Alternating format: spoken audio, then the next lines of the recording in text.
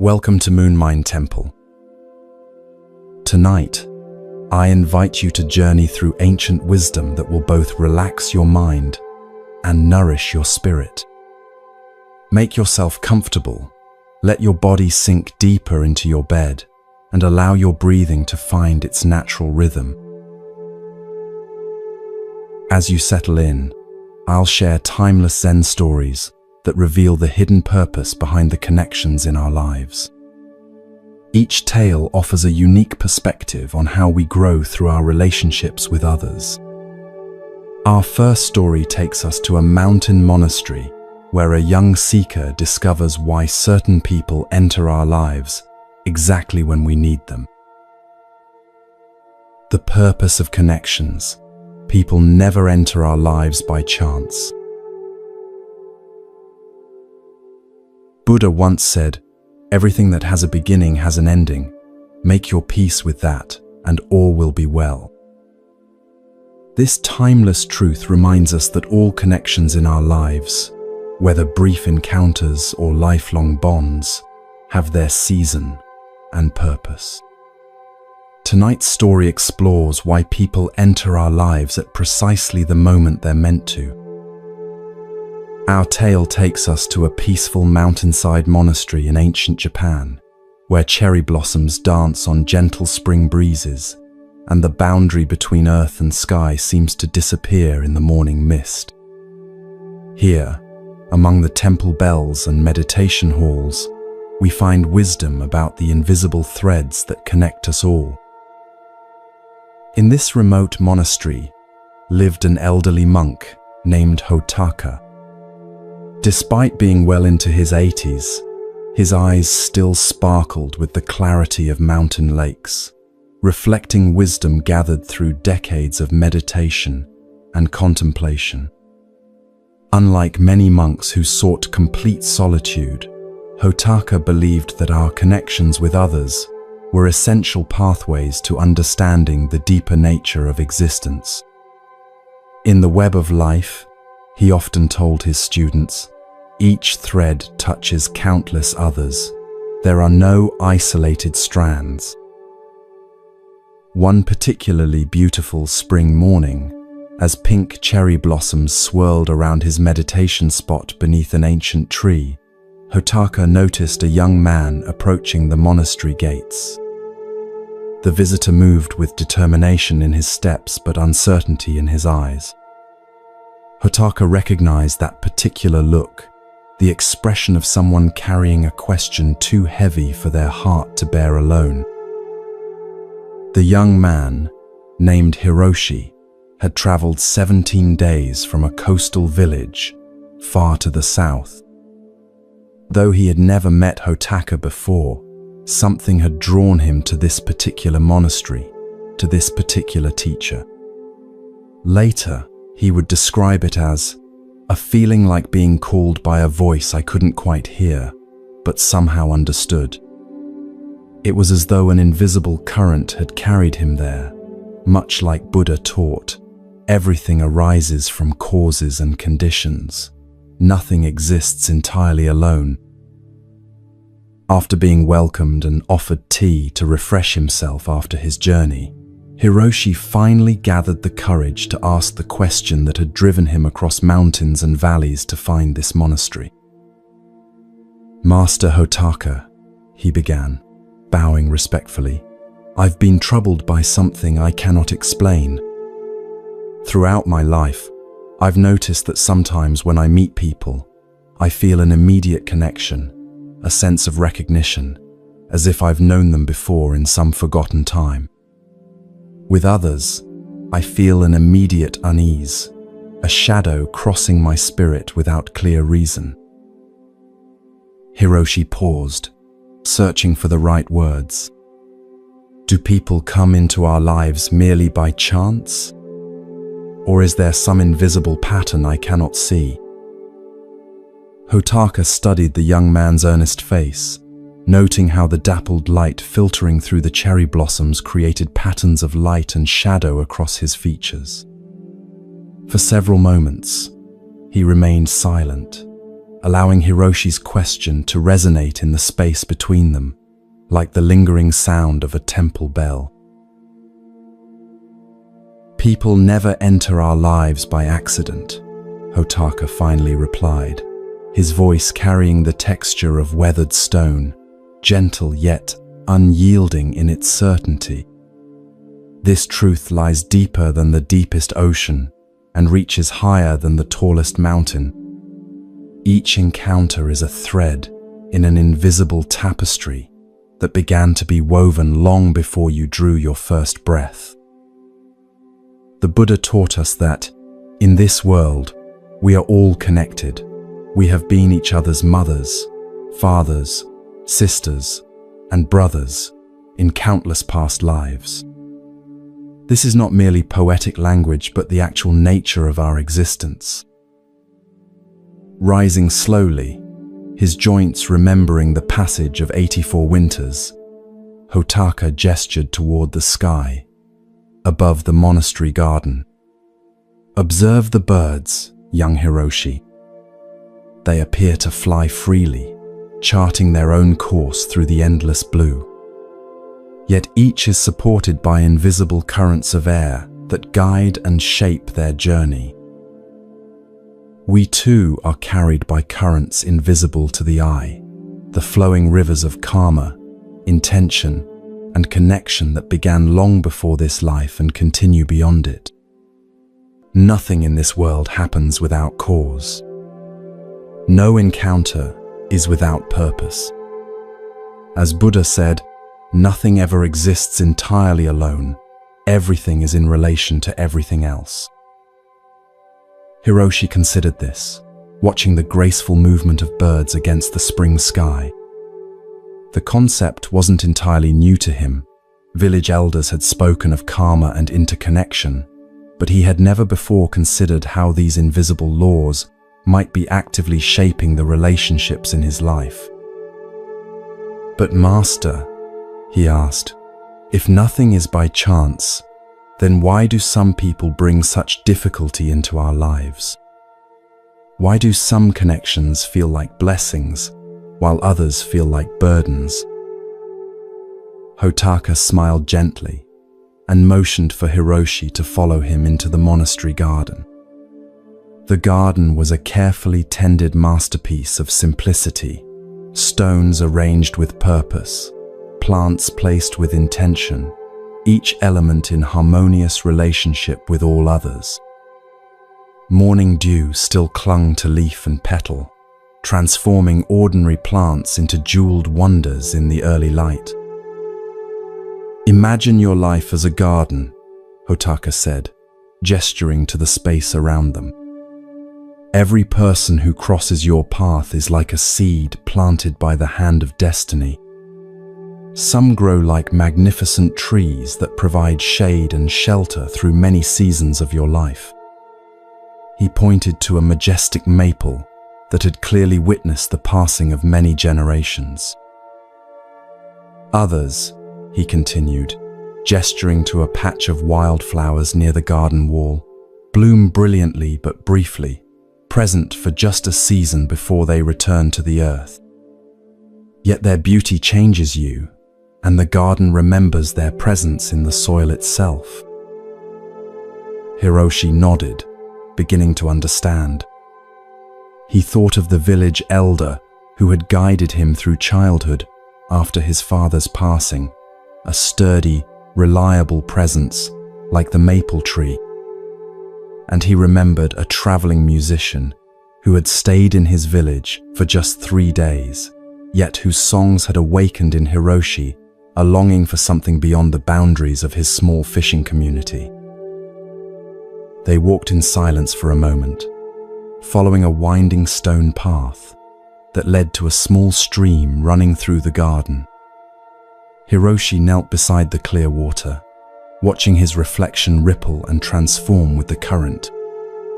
The face that looked back at him seemed different somehow, younger yet older, more vulnerable yet stronger. "But what about those who harm us?" he asked quietly, thinking of painful encounters and broken trust he had experienced. What purpose do they serve in this garden? Hotaka's eyes reflected a deep compassion born from his own encounters with suffering. Those who hurt us are often our most profound teachers, he said. They are like the sharp stones that line this very path beneath our feet. He bent down with surprising agility for his age and picked up a smooth stone from the edge of the stream. When you first step on a sharp stone, you feel only pain. But over time, the passing of countless feet smooths its edges. The stone remains a stone, but its relationship with those who walk the path transforms. Buddha taught, "No one saves us but ourselves. No one can, and no one may. We ourselves must walk the path." The difficult people in our lives, the fisherman who ridiculed your dreams, the friend who betrayed your confidence, the stranger whose words cut like a knife, they each serve to shape your spirit in ways that gentle encounters cannot. They teach you where your path is not, helping you discover where it truly lies. Hiroshi considered this, remembering those who had caused him pain, and how each difficult encounter had ultimately strengthened his resolve or redirected his path in unexpected ways. There was truth in the old monk's words, though it was not an easy truth to embrace. "I have often found," Hotaka continued softly, "that the people who challenge us most are reflecting parts of ourselves we have not yet acknowledged or healed." The Buddha taught that you will not be punished for your anger, you will be punished by your anger. This wisdom reminds us that how we respond to difficult encounters shapes us more than the encounters themselves. The old monk led Hiroshi to a small wooden bench beneath a flowering plum tree, where they sat watching the patterns of light and shadow play across the garden. A few petals drifted down around them like gentle snow. There are fundamentally three types of people who enter the garden of your life, young Hiroshi. Understanding their nature may help you welcome each with appropriate gratitude. Hotaka paused beside a stone lantern, its subtle glow barely visible in the morning light, but still providing guidance along the path. First are those who support the structure of your journey, those who provide foundation, boundaries, and stability. Like the banks of a river, they may constrain you, but in doing so, they give direction to your flow. Then there are those who bring renewal, those who challenge your perceptions, introduce new ideas, or awaken dormant aspects of your spirit. Like spring rain on parched earth, they may disrupt your comfortable patterns, but they awaken new growth. Finally, there are the momentary guides, those who appear briefly at crucial junctures to illuminate a single step in your journey. Like this lantern, they need not remain forever to fulfill their purpose. A single moment of light in darkness may be enough to show the path forward. Hiroshi thought about the people in his life who had filled each of these roles. His mother, steadfast as the mountain itself. The wandering scholar who had taught him to read and opened worlds beyond his village.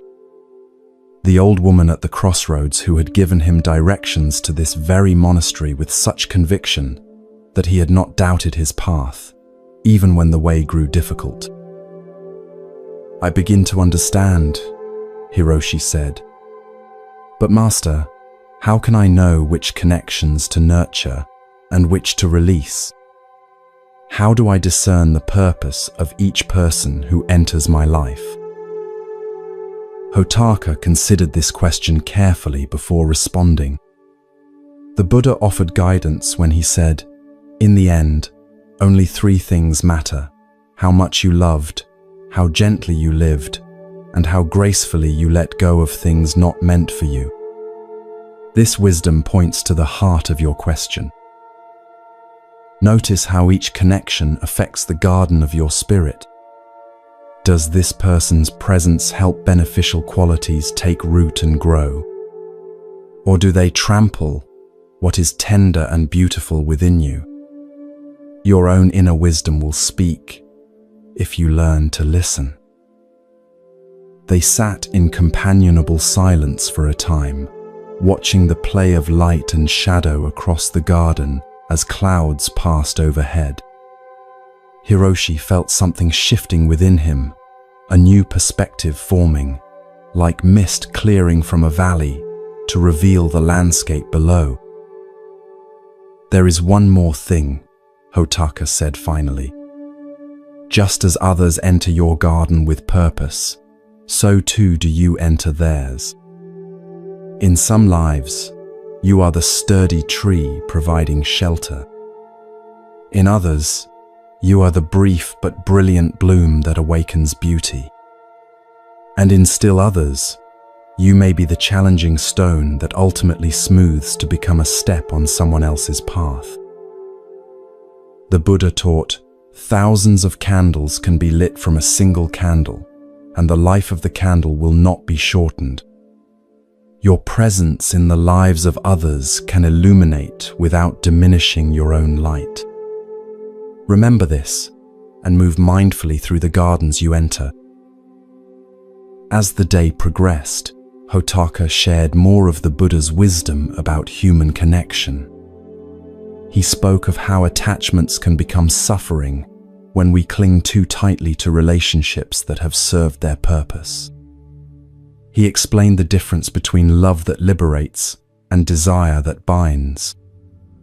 And he taught Hiroshi practices to cultivate gratitude for each encounter, whether pleasant or challenging.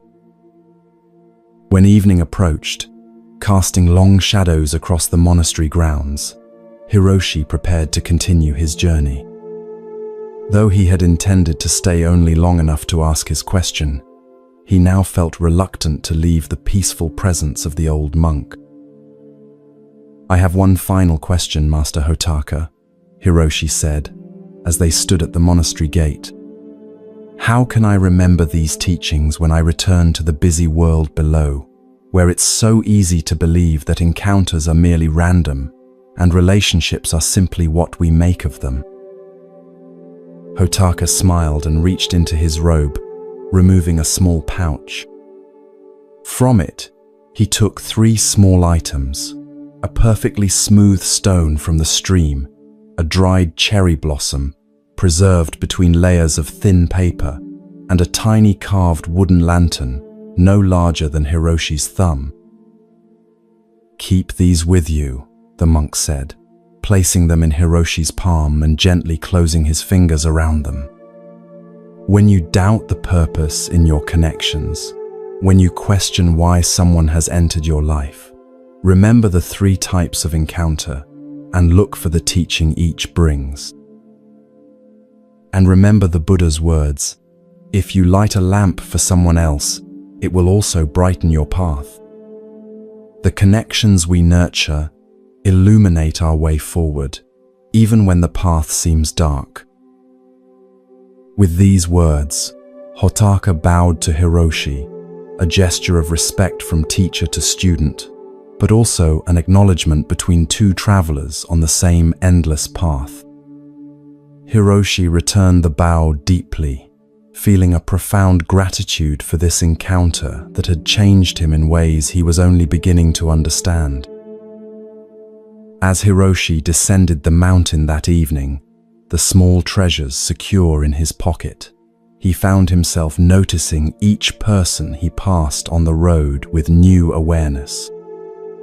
The merchant with his cart of wares, the young mother carrying her child, the old farmer returning from his fields, each no longer seemed like random figures populating his journey, but meaningful threads in the vast tapestry of existence.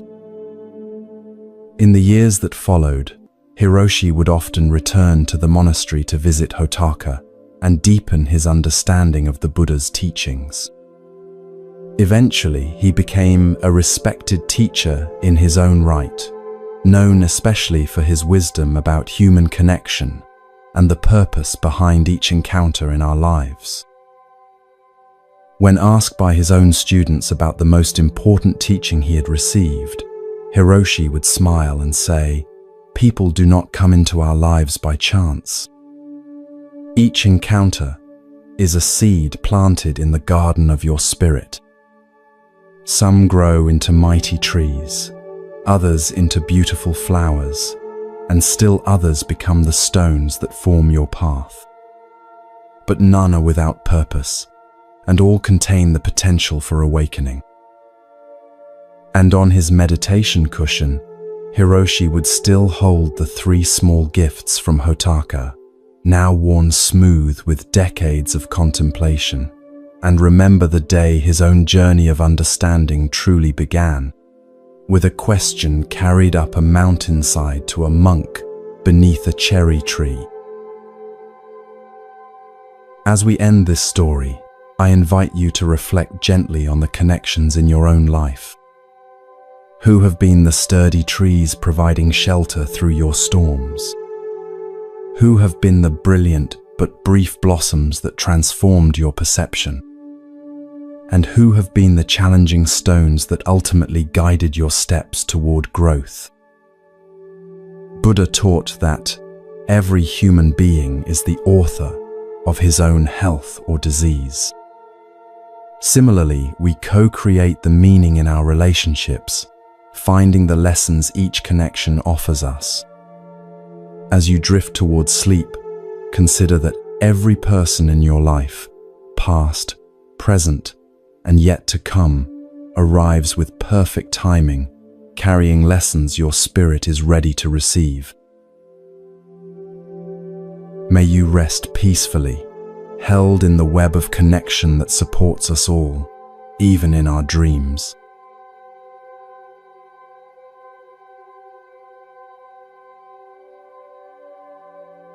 The wisdom of non-interference when helping hurts.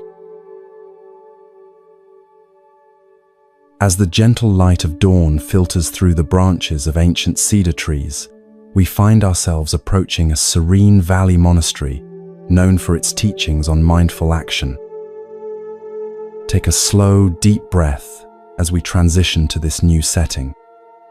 Allow the tension in your shoulders to melt away as you exhale. Feel your body settling more deeply into relaxation. This story explores a paradox that many of us struggle with in our daily lives.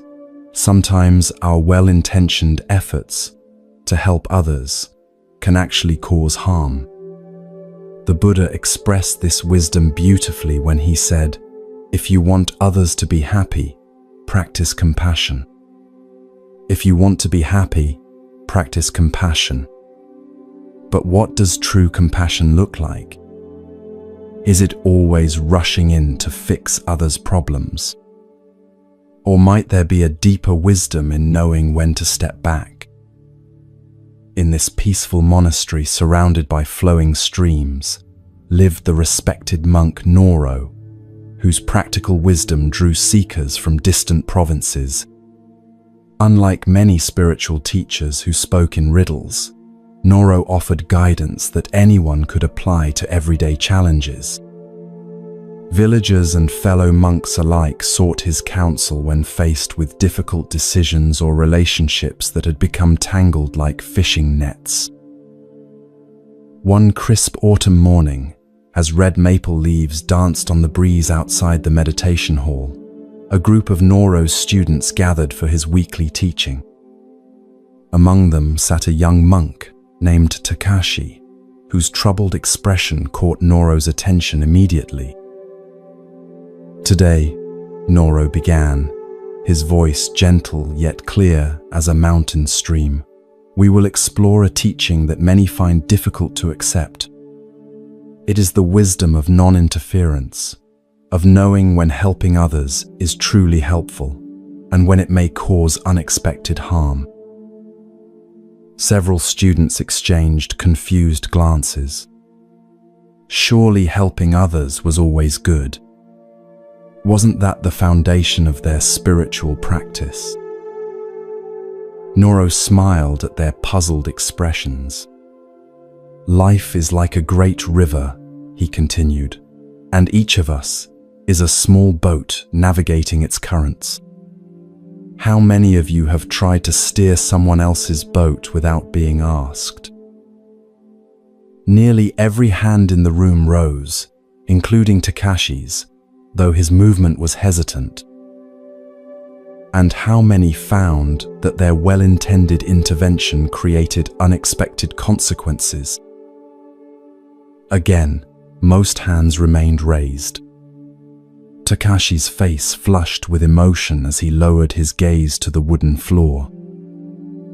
Let me share a story that has been passed down through generations, Noro said, settling more comfortably on his cushion.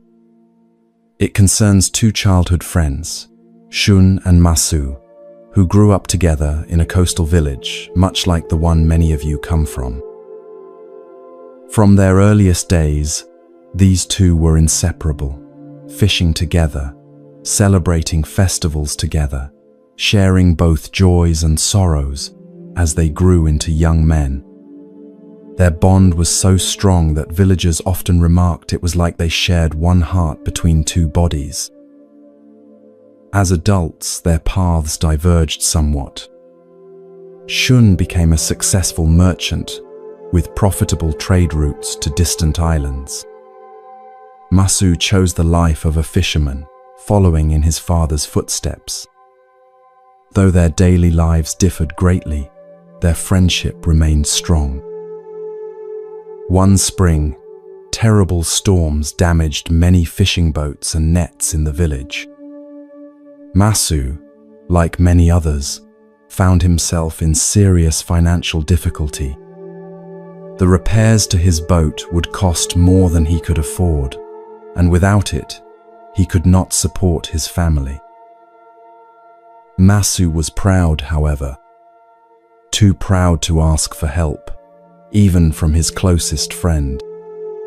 He began working extra jobs on land, determined to earn the money for repairs through his own efforts, even if it took many months. Shun noticed his friend's struggles and wished to help.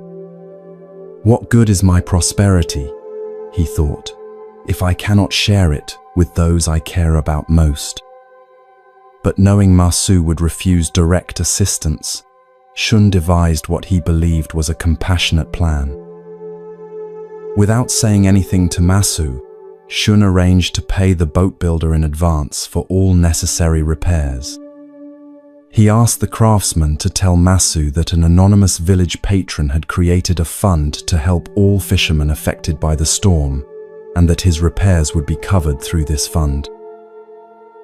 When Masu heard this news, his initial relief quickly gave way to suspicion. No such patron or fund had been mentioned in village council meetings. And why would his boat be repaired before others who had suffered greater damage? After asking questions around the village, Masu discovered the truth that his childhood friend had arranged everything behind his back. Though the intention was kind, the deception wounded Masu deeply. Noro paused here, pouring tea into small ceramic cups for his students.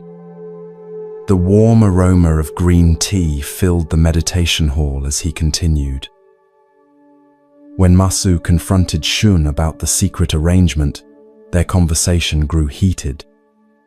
I would rather have worked for a year to fix my own boat than have you arrange this deception, Masu said. Do you think so little of me that you believed I couldn't solve my own problems? Shun was stunned. I only wanted to help, he protested. I have more than enough, and you were struggling. But it wasn't your struggle to solve, Masu replied. Some challenges we must face ourselves to discover our own strength. Noro looked directly at Takashi, whose discomfort was now evident to everyone in the room. The Buddha taught us, no one saves us but ourselves. No one can and no one may. We ourselves must walk the path. This wisdom reminds us that each person must discover their own way forward. What happened to their friendship? One of the younger students asked. It was damaged for many years, Noro replied. Though they eventually reconciled, something had shifted between them. The balanced exchange that had characterized their friendship was disrupted. Masu felt diminished by Shun's actions, even though they came from a place of genuine care. But surely it's better to have a repaired boat than to struggle, another student questioned. Is it? Noro asked gently. Consider what Masu lost in this exchange. He lost the opportunity to overcome a significant challenge through his own efforts. He lost the confidence that would have come from solving his own problem. And perhaps most importantly, he lost trust in the one relationship he had always counted on to be honest. The Buddha taught that suffering is our greatest teacher. When we rush to remove another's suffering without being asked, we may unintentionally deprive them of important lessons they need to learn. Takashi could remain silent no longer. Master Noro, he said, his voice barely above a whisper, I think I have made this mistake recently. Noro nodded encouragingly, inviting him to continue. My younger sister has been struggling to pass her examinations to become a healer, Takashi explained. Without telling her, I spent many evenings rewriting her study materials in simpler language, believing I was helping her. Last week, she discovered what I had done, and instead of being grateful, she was upset. She said I made her feel incapable, like I didn't believe she could succeed on her own. Now I understand her reaction, Takashi continued. I wasn't respecting her journey. I was imposing my solution without being asked. Noro smiled warmly at the young monk's insight. This brings us to the heart of today's teaching. The Buddha instructed his followers to practice karuna, compassionate action. But true compassion requires wisdom about when to act and when to wait. If someone is drowning and calls for help, by all means, extend your hand without hesitation. But if someone is learning to swim and struggling with difficult currents, watching with supportive presence while they find their own strength may be the greater kindness. A soft rain had begun to fall outside, its gentle patter on the temple roof creating a soothing rhythm. The students sat in contemplative silence, absorbing the teaching through this natural meditation. Each person must navigate their own karma, Noro continued after a while. When we interfere without being asked, we disrupt the natural flow of cause and effect that guides each life toward awakening. Even Buddha, with all his wisdom and compassion, offered teachings only to those who sought them. But Master, asked an older student from the back of the room, how do we know when to help and when to step back? The boundary seems unclear. An excellent question, Noro acknowledged. The Buddha offered guidance when he said, before giving, the mind of the giver is happy, while giving, the mind of the giver is made peaceful. After giving, the mind of the giver is uplifted. This teaching points to both our intention and the results of our giving. Before offering help, ask yourself, am I doing this to genuinely support the other person's journey, or to make myself feel useful and important? Will my assistance honor their dignity and autonomy, or subtly diminish them? Have they indicated in some way that my help would be welcome? And perhaps most importantly, is this actually mine to solve? Many times what appears as helping is actually interfering with lessons that person needs to learn themselves. Noro reached for a nearby walking stick and drew a simple circle in the sand garden beside his cushion. Think of each life as having a boundary, like this circle. Inside the circle are the experiences, challenges, and growth that belong to that person alone. True compassion respects these boundaries. Sometimes the most compassionate action is simply to be present with someone in their difficulty, not trying to fix or change their experience, but offering the gift of your attentive care while they find their own way through. Another student raised her hand. "Master, I understand the wisdom of not interfering, but doesn't this contradict our practice of generosity? Aren't we supposed to give freely to those in need?" "Ah," Noro smiled. "Another excellent question." The Buddha spoke of dana, the practice of generous giving, as essential to the spiritual path. But true generosity comes without strings or expectations. It does not diminish the receiver or elevate the giver. Consider the difference between these approaches. One person says, "I notice you're struggling. How can I support you?"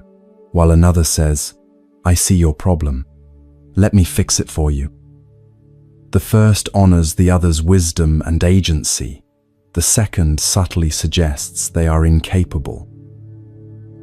The rain had stopped now, and sunlight began to filter through the paper windows of the meditation hall.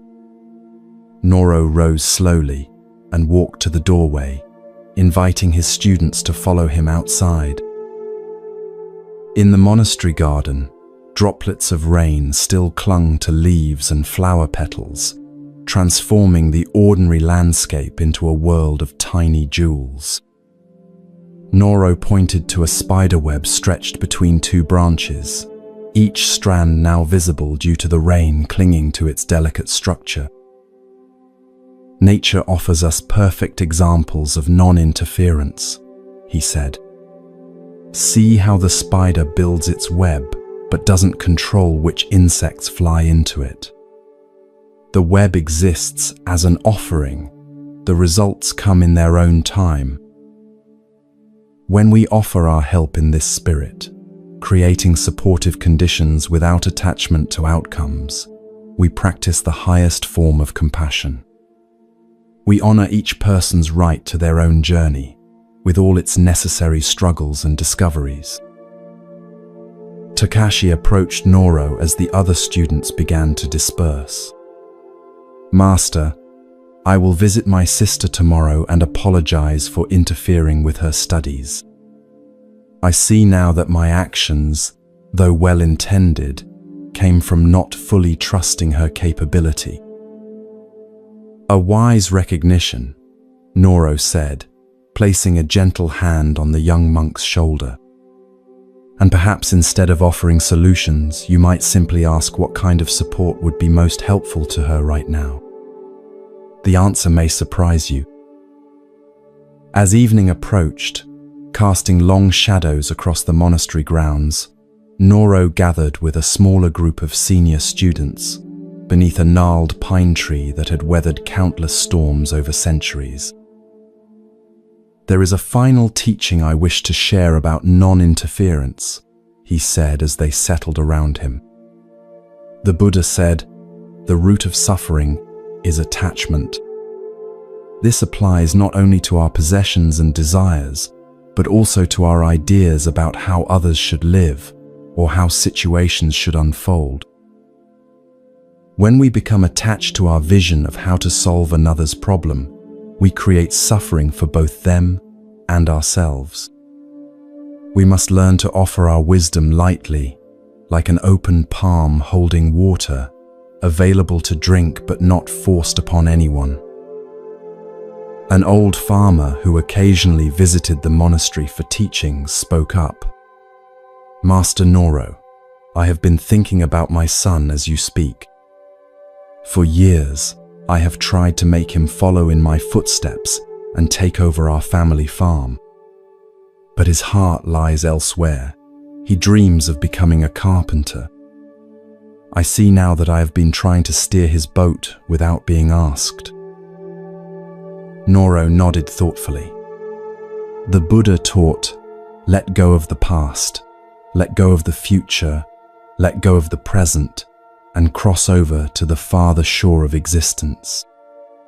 Sometimes the greatest act of love is releasing our grip on how we believe others should live. "But," the farmer continued, "if I don't guide him, how will he know the right path?"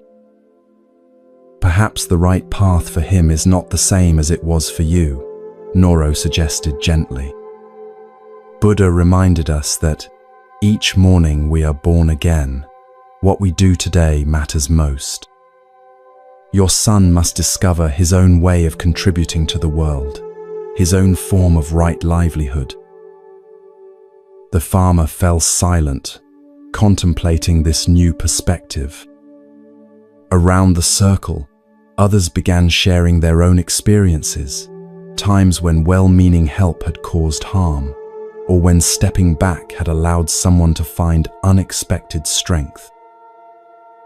As the stars began to emerge in the evening sky, a young woman who lived in the village below the monastery spoke of her elderly mother. She has become forgetful and sometimes struggles with daily tasks. I have been taking over more and more of her responsibilities, thinking I was helping. But recently, I've noticed she seems sadder, less engaged with life. Perhaps, Noro suggested, there are ways to support her that preserve her dignity and sense of purpose. Instead of doing things for her, could you find ways to do things with her? Or modify tasks so she can still participate in meaningful ways? The woman's eyes widened with recognition. Yes, I see now. I've been helping in a way that makes her feel useless, when I could be helping in a way that honors what she can still contribute. The Buddha taught that health is the greatest gift, contentment is the greatest wealth. True help maintains both the physical well-being and the inner wealth of contentment that comes from feeling capable and valued. As the gathering concluded, Noro shared one final story that had been passed down through generations of Buddhist teachers. Long ago, a man noticed a butterfly struggling to emerge from its chrysalis. The butterfly was working very hard, and the man felt compassion for its struggle. Wanting to help, he gently used a small knife to widen the opening of the chrysalis, making it easier for the butterfly to emerge. The butterfly came out quickly with a swollen body and small, shriveled wings. The man expected that at any moment, the wings would expand to support the butterfly's body. But that never happened. What the man didn't understand was that the butterfly needed the struggle of pushing through the tight chrysalis to force fluid from its body into its wings. Without that struggle, the butterfly could never fly. His help left the butterfly grounded for life. This is perhaps the clearest illustration of our teaching today, Noro concluded. Sometimes the very struggle we wish to remove for another person is precisely what they need to develop their strength. Our compassionate restraint, allowing others to face their necessary challenges, can be the greatest gift we offer. As darkness fell completely over the monastery, the gathering dispersed with much to contemplate. the simple teaching had revealed itself to be profoundly relevant to countless situations in their daily lives. Takashi remained behind, helping Noro extinguish the lanterns around the meditation hall.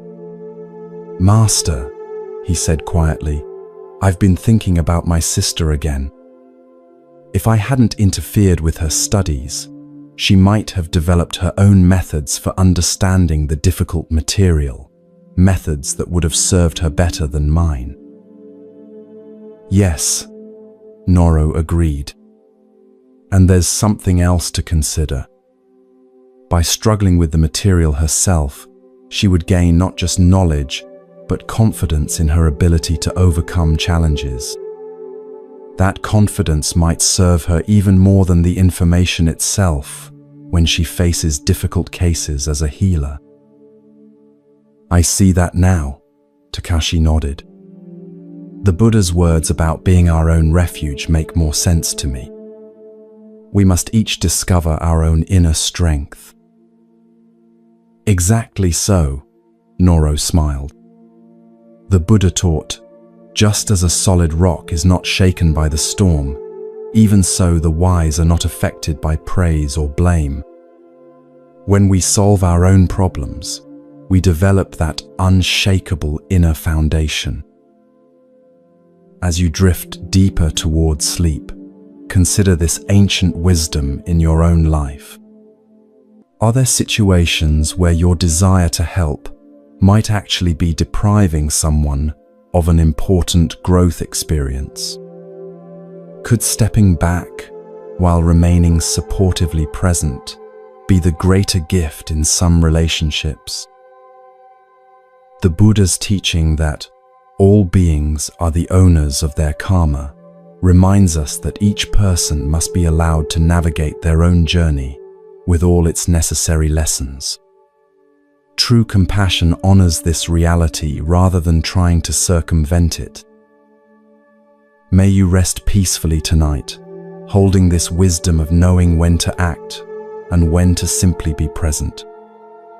May your relationships be characterized by respect for each person's unique path. And may you find the perfect balance between offering support and honoring others' need to grow through their own efforts.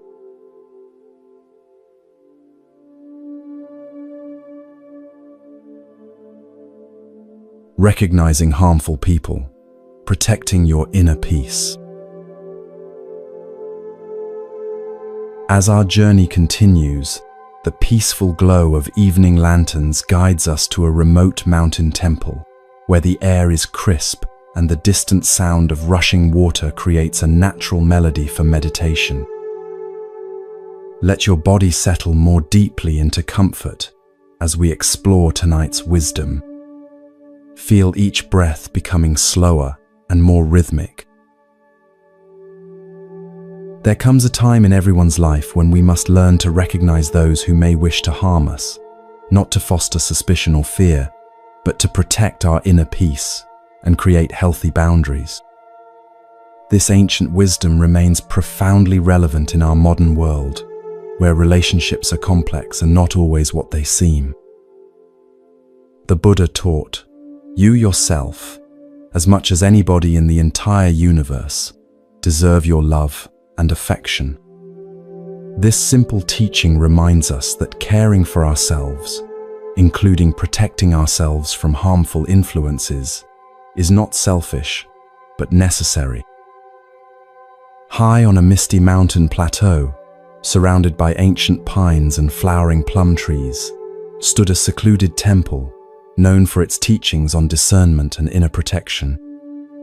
Here lived the elderly and respected monk Hogi, whose clear perception of human nature drew many seekers facing difficult relationships or confusing situations.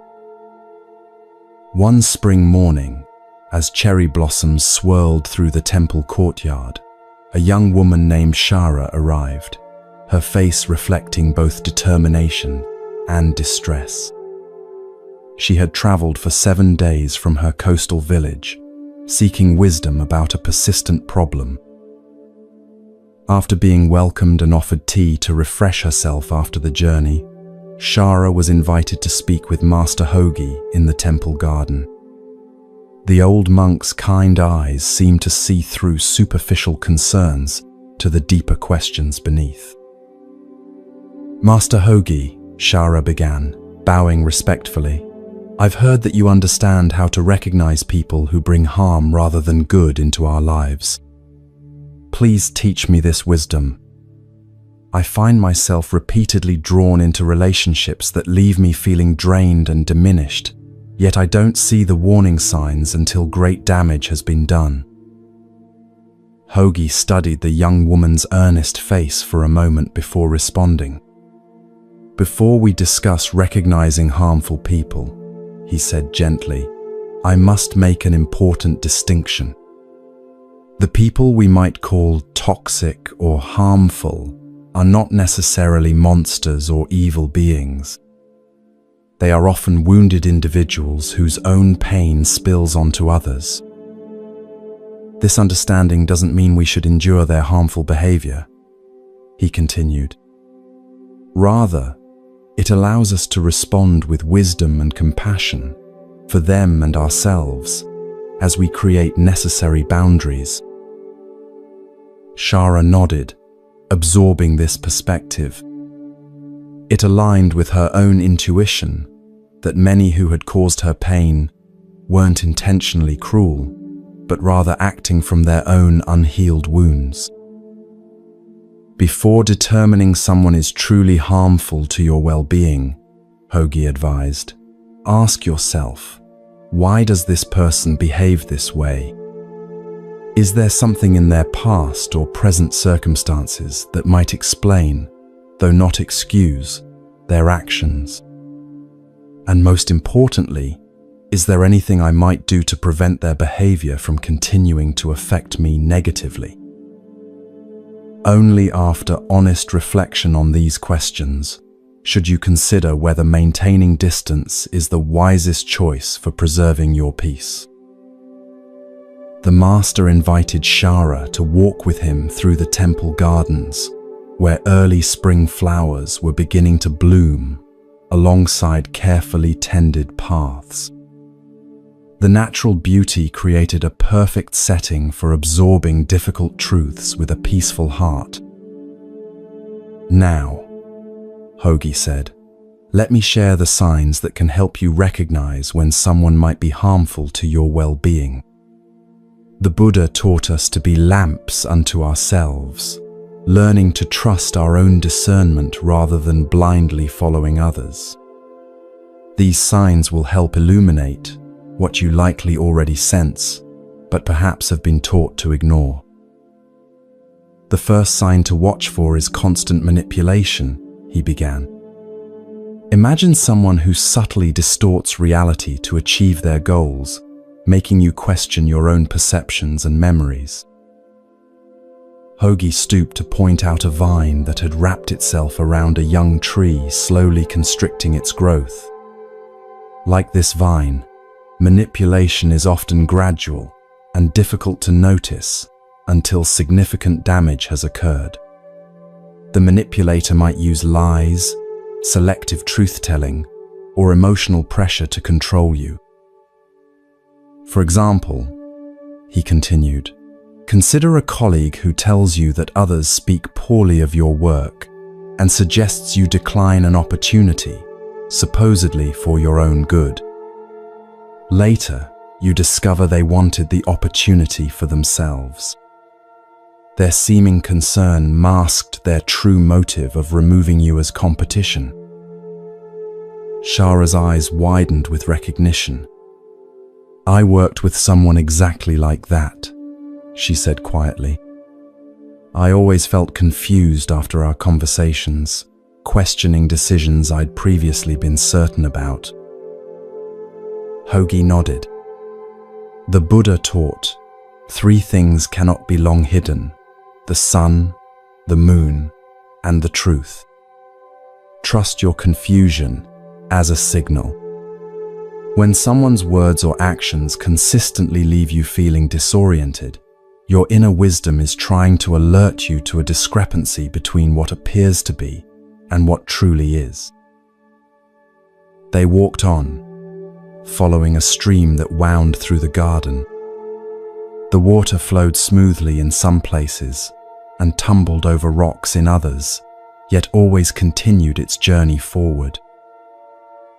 The second sign, Hogi continued, is a lack of genuine empathy. While many people might seem caring on the surface, those who are truly harmful often reveal a fundamental inability to care about others' feelings or experiences.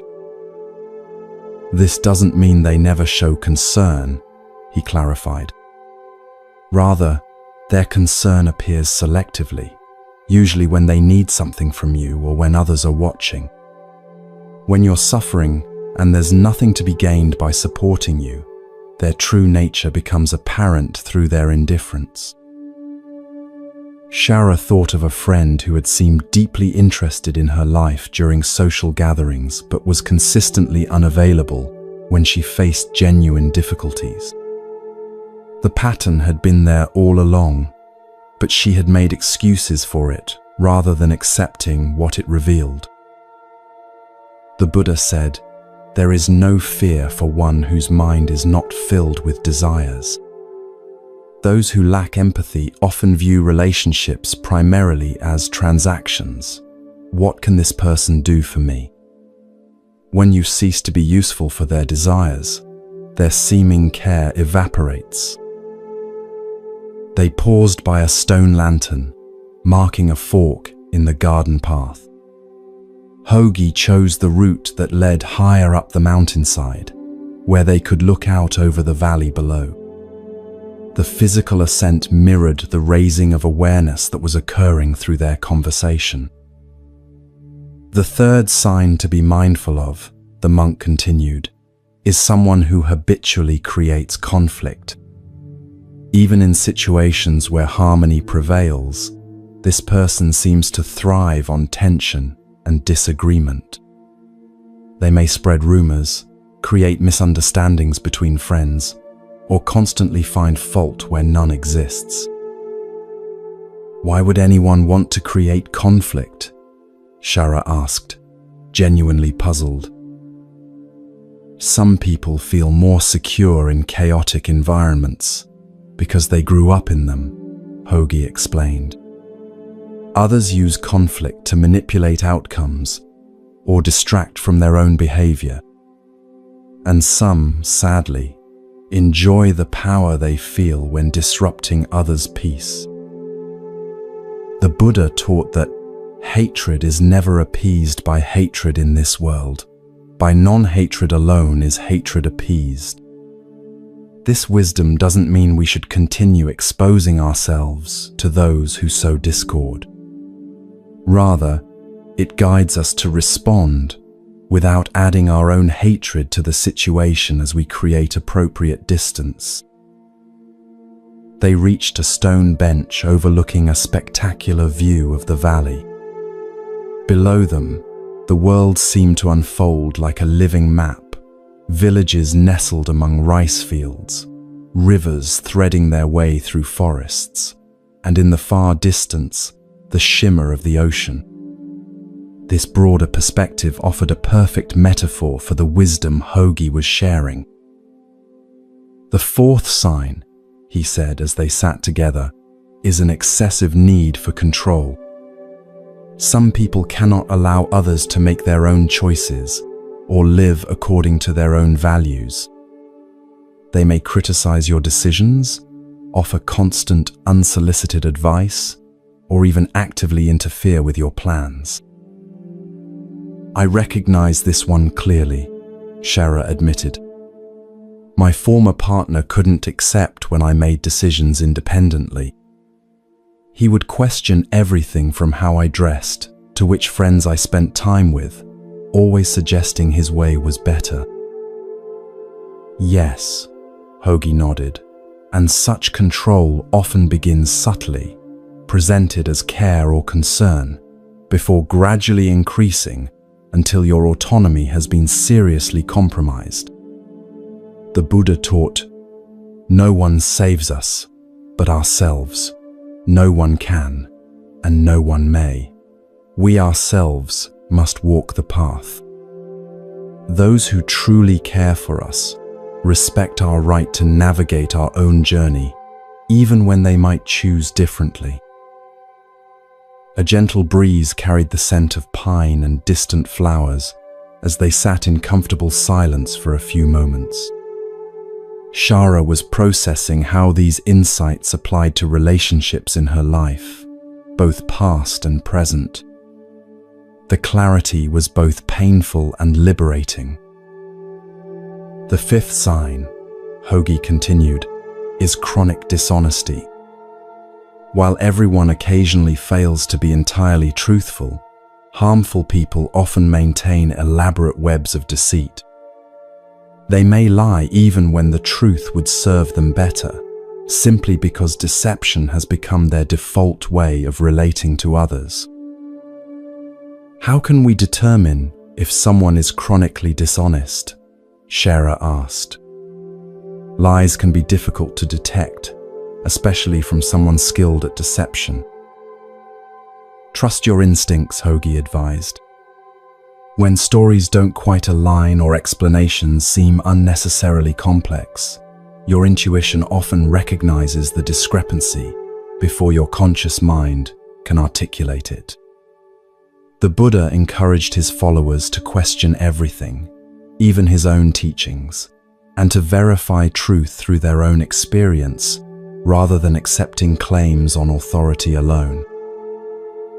Also, he added with gentle humor, those who are dishonest typically can't maintain consistency over time. As another Buddhist teaching states, 3 things cannot long be hidden: the sun, the moon, and the truth. They began walking again, following a path that wound through a bamboo grove where shafts of sunlight created patterns of light and shadow on the ground. The straight, strong bamboo stems served as a reminder of integrity, of living in alignment with one's true nature. The 6th sign to be mindful of, Hogi continued, is someone who consistently violates boundaries. After you've clearly expressed a limit or preference, they repeatedly disregard it, perhaps dismissing your concerns as unimportant or accusing you of being too sensitive. This disrespect for boundaries can manifest in small ways, like interrupting when you speak or borrowing things without asking. Or it may appear in more significant violations, such as sharing personal information you've asked them to keep private. In either case, the pattern reveals a fundamental lack of respect for your autonomy. Shara nodded, remembering how her boundaries had often been treated as unreasonable restrictions rather than legitimate needs. I see now that respecting boundaries is about basic respect for another person, she reflected. Precisely, Hogi affirmed. The Buddha taught the principle of ahimsa, non-harm, as a foundation for all relationships. Honoring another's boundaries is a fundamental expression of this principle. As they emerged from the bamboo grove, they entered a garden of medicinal plants, each carefully tended for its healing properties. Master Hogi paused to touch a particular herb, rubbing its leaves to release a pungent aroma. The 7th sign, he said, is perhaps the most revealing. Pay attention to how you feel in someone's presence. Do you consistently feel diminished, anxious, or exhausted after interacting with them? Or do you feel energized, affirmed, and more fully yourself? Our bodies often recognize harmful dynamics before our minds can articulate what's wrong. The Buddha taught mindfulness of sensations as a primary path to wisdom. Your physical and emotional responses offer important information about whether a relationship supports your well-being or undermines it. Shara closed her eyes for a moment, scanning her body's responses as she thought about different people in her life. The contrast was striking.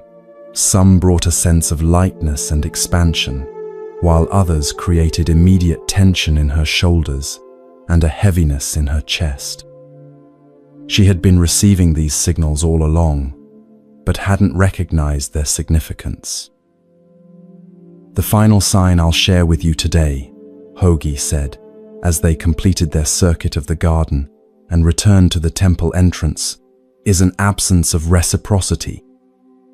Healthy relationships involve a natural flow of giving and receiving over time. While perfect balance isn't necessary or even possible, there should be a general sense of mutual care and contribution. Those who consistently take without giving, whether material resources, emotional support, or simple consideration, reveal a fundamental self-centeredness that makes genuine connection impossible. The Buddha taught that generosity creates merit and happiness for both giver and receiver. When someone shows no interest in experiencing the joy of giving, only of receiving, they miss half the blessing of relationship.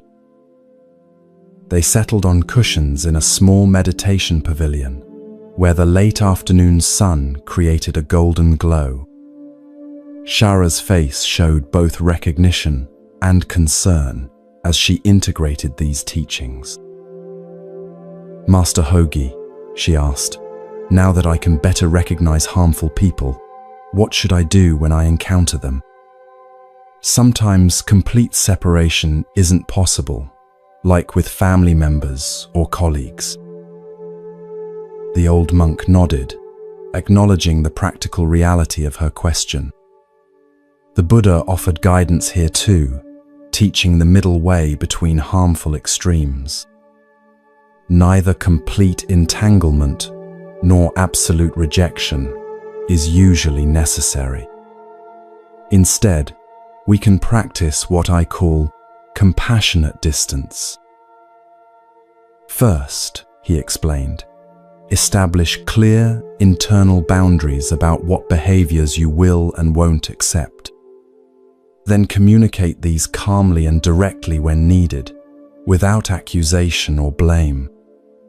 For example, "I'm not comfortable discussing this topic," rather than, "You always try to make me talk about things that upset me." Second, limit exposure to what you can manage without compromising your well-being. This might mean shorter visits, specific settings for interaction, or having supportive people present. Third, practice emotional detachment, not in the sense of becoming cold or uncaring, but in recognizing that others' harmful behavior reflects their condition, not your worth. As the Buddha taught, you will not be punished for your anger, you will be punished by your anger. The same applies to all difficult emotions that arise in challenging relationships. And finally, Hogi concluded, cultivate compassion, both for yourself and for those who cause harm. Their behavior often stems from their own suffering, though this understanding never obligates you to endure mistreatment. Shara sat quietly, absorbing these teachings. After some time, she spoke again. "I've noticed something as we've talked today. Many of these harmful patterns seem connected to each other. Manipulation often involves dishonesty, control frequently violations, boundaries, and so on." "Excellent observation," Hogi smiled. "Yes, these traits often cluster together, reinforcing each other. Recognizing one can help you become alert to the possible presence of others." "There's something else I'm wondering," Shara continued. How do I ensure I'm not exhibiting these harmful behaviors myself? I want to be certain I'm bringing health rather than harm to my relationships. The old monk's eyes crinkled with appreciation for this thoughtful question. The very fact that you ask shows awareness that points toward health rather than harm. Those who cause persistent damage rarely question their own behavior. Nevertheless, self-examination is a worthy practice for us all. The Buddha encouraged his followers to reflect regularly on their actions of body, speech, and mind, asking, do these actions lead to my own harm, to others' harm, or to both? Are these actions unwholesome, with painful consequences? If the answer is yes, such actions should be recognized and abandoned. If the answer is no, one can continue with joy, training in such actions day and night. As evening approached, painting the mountain in shades of gold and purple, Shara prepared to return to the guest quarters, where she would spend the night before beginning her journey home. She bowed deeply to Master Hogi, expressing gratitude for teachings that had illuminated patterns she had sensed but couldn't previously articulate. One final guidance Hogi offered as they parted. The Buddha taught, to understand everything is to forgive everything. As you recognize harmful patterns and create appropriate boundaries, try to maintain compassion rather than judgment. Most people who harm others were themselves harmed, though this understanding never obligates you to endure mistreatment.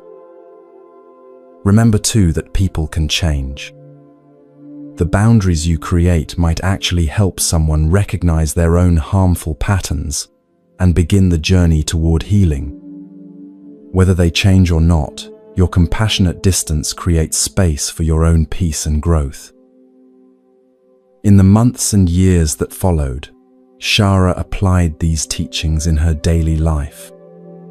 She became known in her village for both her clear boundaries and her compassionate heart. Young people sought her advice about relationships, and she shared Master Hogi's wisdom, adapted to their specific situations.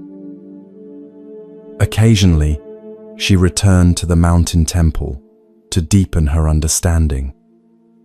During one visit, she shared with Hogi how learning to recognize harmful dynamics had transformed not only her relationships with others, but also her relationship with herself. She had discovered that the same patterns of manipulation, control, and boundary violation could exist in her internal dialogue. Indeed, the old monk smiled. The Buddha taught that we must be our own refuge, finding within ourselves the wisdom and compassion we seek in others. As you continue to recognize and release harmful patterns, both external and internal, you create more space for genuine peace to flourish. As you drift towards sleep, perhaps you too can reflect on the relationships in your life with these ancient insights. Notice which connections leave you feeling energized and which leave you drained. Consider whether clear, compassionate boundaries might help transform certain relationships into healthier forms of connection.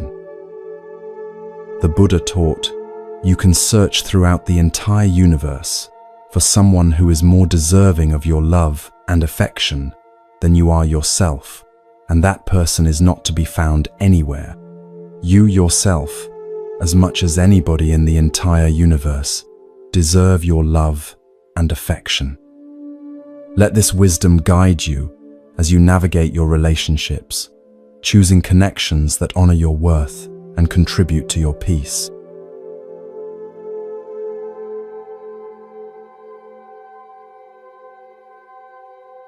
The richness of true connection, finding peace with few friends. As the night deepens around us, we journey to a different kind of sanctuary, a small mountain hermitage perched on a cliff overlooking a vast, moonlit valley. Allow yourself to settle even more deeply into comfort as we explore tonight's wisdom. With each breath, feel your body becoming heavier, your mind growing quieter. In a world that often measures success by the quantity of our connections, followers, friends, professional networks, there is profound Buddhist wisdom about finding deeper fulfillment through fewer, more meaningful relationships. Tonight's story explores why having just a few true friends might be not just sufficient, but actually preferable for genuine happiness and inner peace. The Buddha taught, "A true friend is one who stands by you in your hour of need." This simple teaching points to quality over quantity, to the transformative power of even a single authentic connection in our lives. High on a remote mountainside, accessible only by a narrow path that wound through cedar forests and rocky outcroppings, lived the monk Kobo. Unlike many spiritual teachers who gathered large followings, Kobo preferred solitude and simplicity, meeting with just a few dedicated students and occasionally receiving travelers seeking specific guidance. His small hermitage consisted of a meditation hall, a modest kitchen, and a few sleeping quarters for visitors. Though simple in its design, the space radiated a profound sense of peace that visitors often remarked upon. Something about the atmosphere invited deep reflection and honest conversation. One autumn day, as crimson and gold leaves danced on mountain breezes, a young woman named Alina arrived at the hermitage.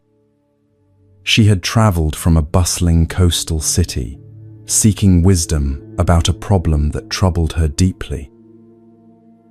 After being welcomed with tea and a simple meal, Alina was invited to speak with Kobo in the hermitage garden. Unlike the carefully manicured gardens of larger temples, this space had a wild beauty, native plants growing in natural patterns, stone pathways that followed the contours of the land, and stunning views of the valley below.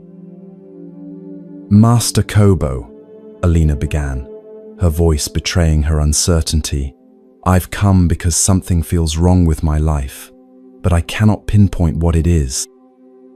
I have a good position as a merchant's assistant, enough money for my needs, and reasonable health. Yet I feel a persistent loneliness that nothing seems to ease." "Tell me more about this loneliness," Kobo invited, his weathered face kind but unreadable. "Well," Alina continued, "when I look around, everyone else seems to have many friends. Their days are filled with social gatherings, their festivals spent with large groups. I have only 2 close friends, and sometimes weeks pass when I see no one outside my workplace.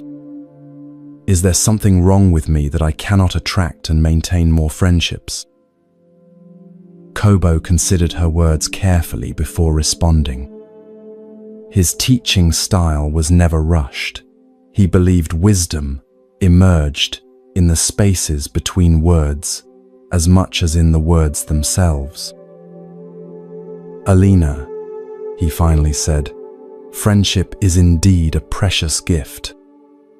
But your happiness shouldn't be measured by how many friends you have. I would like to share with you why having few friends, or even none at all, is not something to worry about, and may actually be an advantage." He gestured for her to follow him to a stone bench overlooking the valley. As they sat down, the vast panorama before them, mountains, forests, the distant shimmer of a river, created a perfect backdrop for contemplating life's broader perspective. "First," Kobo began, "consider that relationships and human bonds should be measured in terms of quality rather than quantity. The Buddha taught, if you find a wise critic to point out your faults, follow him as you would a guide to hidden treasure. This suggests that a single friend who helps us see ourselves clearly is worth more than many who simply echo what we want to hear. Kobo reached for a small teapot that had been warming near a stone lantern. He poured a single cup and offered it to Alina. "Notice this teacup," he said. "It doesn't try to hold all the tea in the world, just enough for this moment, this connection. Would you rather have 100 shallow pools that dry up in summer heat, or one deep well that provides cool water, even in drought?" Alina looked thoughtfully at the cup in her hands, considering the metaphor. "I have always assumed more was better," she admitted. "But you're suggesting that depth might be more valuable than breadth when it comes to relationships." "Exactly," Kobo nodded. "Having fewer friends guarantees a certain degree of freedom and authenticity.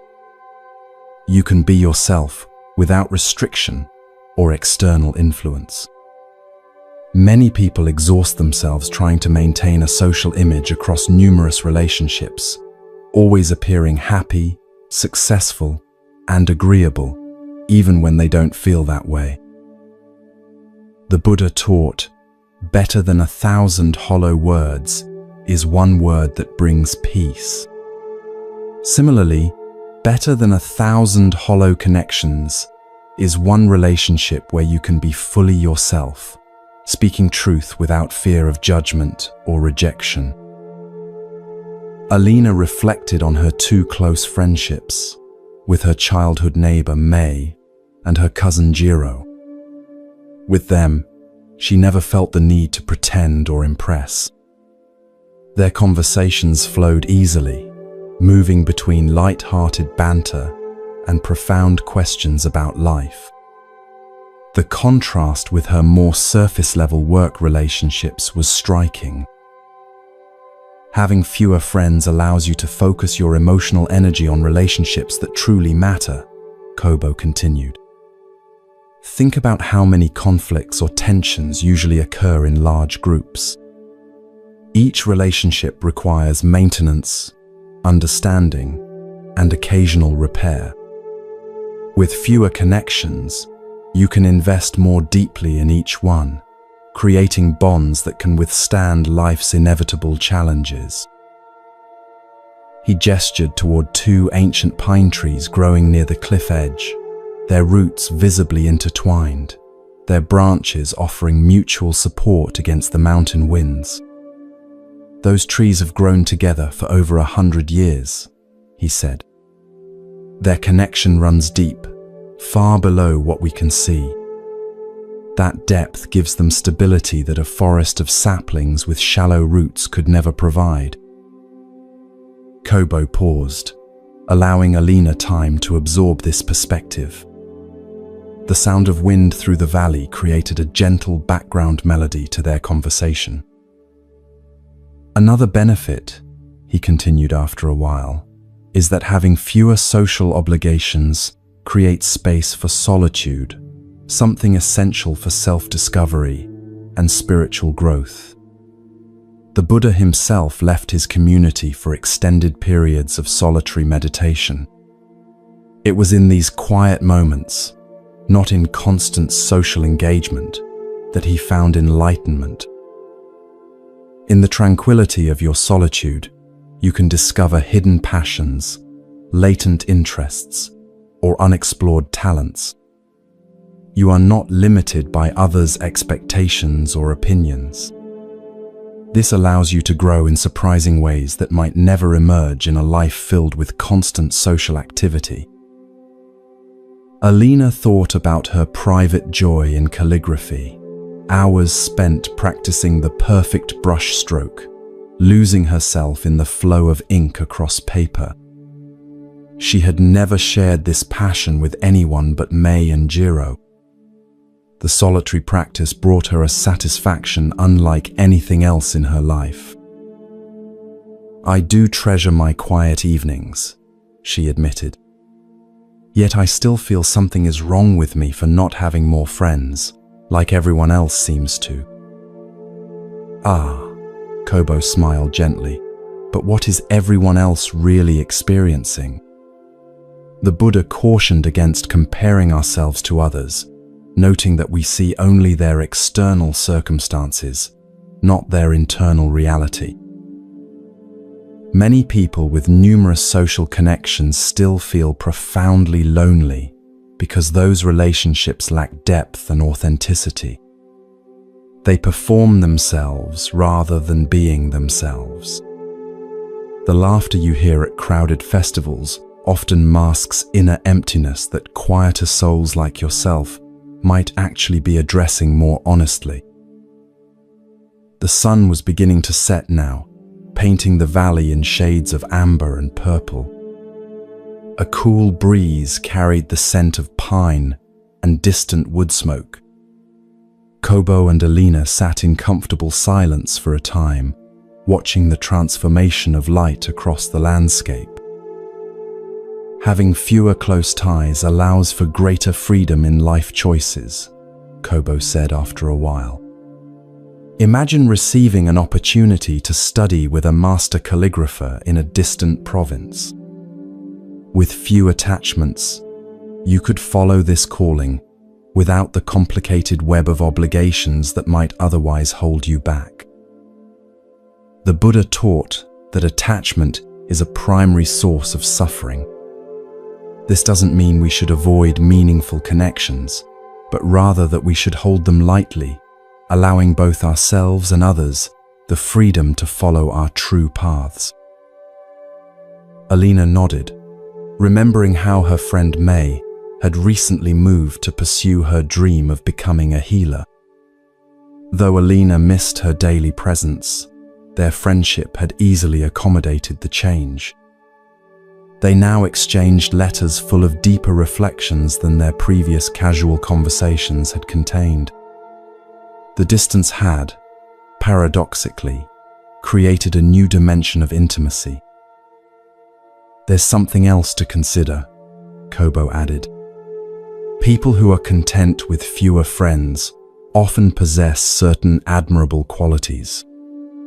They tend to be more self-sufficient, thoughtful, and authentic. They don't settle for superficial connections, but wait patiently for relationships that truly resonate with their values and interests." The Buddha praised qualities like discernment and mindfulness, the ability to make wise choices about where we invest our energy. By being selective about your relationships, you're actually practicing these spiritual virtues. As darkness began to enfold the mountains, Kobo lit a small lantern that cast a warm glow over their conversation. The stars appeared one by one in the vast sky above them, countless yet distinct, each with its own particular light. "Consider your two close friends," Kobo suggested. "What qualities make these relationships meaningful to you? What needs do they fulfill that a dozen casual acquaintances could not?" Alina reflected thoughtfully. "With May and Jiro, I never have to pretend. They know my flaws and love me anyway. We can share silence as comfortably as conversation. And they challenge me to grow rather than just making me feel good about myself as I am. Those are the markers of true friendship," Kobo affirmed. The Buddha described a true friend as one who stands by you in your hour of need. He didn't measure friendship by frequency of contact or shared activities, but by depth of commitment and mutual growth. In Western traditions, Aristotle spoke of 3 types of friendship: those based on utility, those based on pleasure, and those based on virtue. Only the last type, where friends help each other become better people, brings lasting fulfillment. These relationships are naturally rare because they require both parties to value truth over comfort. Alina found herself thinking about her workplace acquaintances. Most of those relationships were indeed based on utility, mutual assistance with tasks, shared information about opportunities, social connections that might prove advantageous. They served their purpose but left her feeling strangely empty. "I think I understand," she said slowly. "But how do I stop feeling that something is wrong with me when I see others with their large social circles? The feeling of being somehow deficient persists, even as your wisdom makes sense to my mind." Kobo nodded, acknowledging the challenge of aligning intellectual understanding with emotional experience. The Buddha taught a practice called mudita, sympathetic joy in others' happiness. When you see someone enjoying their large social circle, can you feel happiness for their path while simultaneously honoring that yours may be different? Also consider that what you're seeing may be quite different from reality. Many people maintain extensive social networks out of fear of being alone rather than genuine connection. They may appear happy in groups while privately feeling unknown and unseen. The Buddha warned against making assumptions based on appearances. He said, "Do not believe in anything simply because you have heard it, or because it is spoken and rumored by many." This applies to social norms as much as to philosophical ideas. The assumption that more friends equals greater happiness is exactly the kind of unexamined belief he cautioned against. A night bird called from the darkness beyond the lantern's glow, its voice plaintive yet beautiful. The sound reminded Alina of her own feelings, a mixture of melancholy and something more nuanced that might actually be a form of contentment she hadn't recognized. "I have known people," Kobo said quietly, "who claim to have no friends, only to discover that in their life there was actually one person, just one, who counted as a true friend by the Buddha's definition. And this single, authentic connection provided more sustenance for their spirit than dozens of superficial relationships could have offered." People who tend to have few deep friendships often possess an extraordinary inner world. They are the poets, philosophers, and innovators who shape culture through their depth of thought and feeling. This inner richness is not a flaw, but a rare gift, one the Buddha himself exemplified in his teachings. As the night grew cooler, they moved inside to the meditation hall, where a small fire provided warmth. Several other residents and visitors were engaged in evening meditation or quiet conversation. The atmosphere was one of peaceful coexistence, without pressure for interaction, each person free to engage or remain in contemplative silence according to their needs. "Notice this community," Kobo said softly. "We are few in number but deep in connection. Some here speak daily, others may go weeks with only a nod of acknowledgement. Yet all feel held within something larger than individual friendship. This, too, is a valid form of human connection, being alone together, each respected in their uniqueness." Alina observed the quiet harmony of the space. It reminded her of evenings in her own small home, the freedom to follow her interests without explanation or interruption, yet with the comfort of knowing May or Jiro might visit if she desired company. Perhaps what she had interpreted as loneliness was actually a spaciousness that allowed her spirit room to breathe. The Buddha said, "Peace comes from within. Do not seek it without," Kobo reminded her. This teaching applies to your question about friendship. The sense of connection you seek cannot be found merely by accumulating more relationships. It emerges from your capacity to be fully present in the connections you already have, including your relationship with yourself. Try this practice, he suggested. Each day, bring full awareness to your interactions with others, whether you're dear friends or casual acquaintances. Notice when you feel truly seen and when you feel you're performing a social role. This mindfulness will help you distinguish between connections that nourish your spirit and those that deplete it. Alina stayed at the hermitage for 3 days, participating in its simple rhythms of meditation, work, and community meals. She observed how the residents moved between solitude and connection with natural ease, neither clinging to company nor avoiding it. Their interactions had a quality of presence she rarely experienced in the city. On her final evening, she joined Kobo for tea in the garden once more. The moon was full now, illuminating the valley with silver light that transformed the familiar daytime landscape into something magical and mysterious. "I've been thinking about what you said about quality over quantity," Alina reflected. "I realize I've been measuring myself against a standard that doesn't actually align with what brings me joy. My contentment with solitude and few deep connections isn't a flaw to fix, but perhaps a wisdom to honor."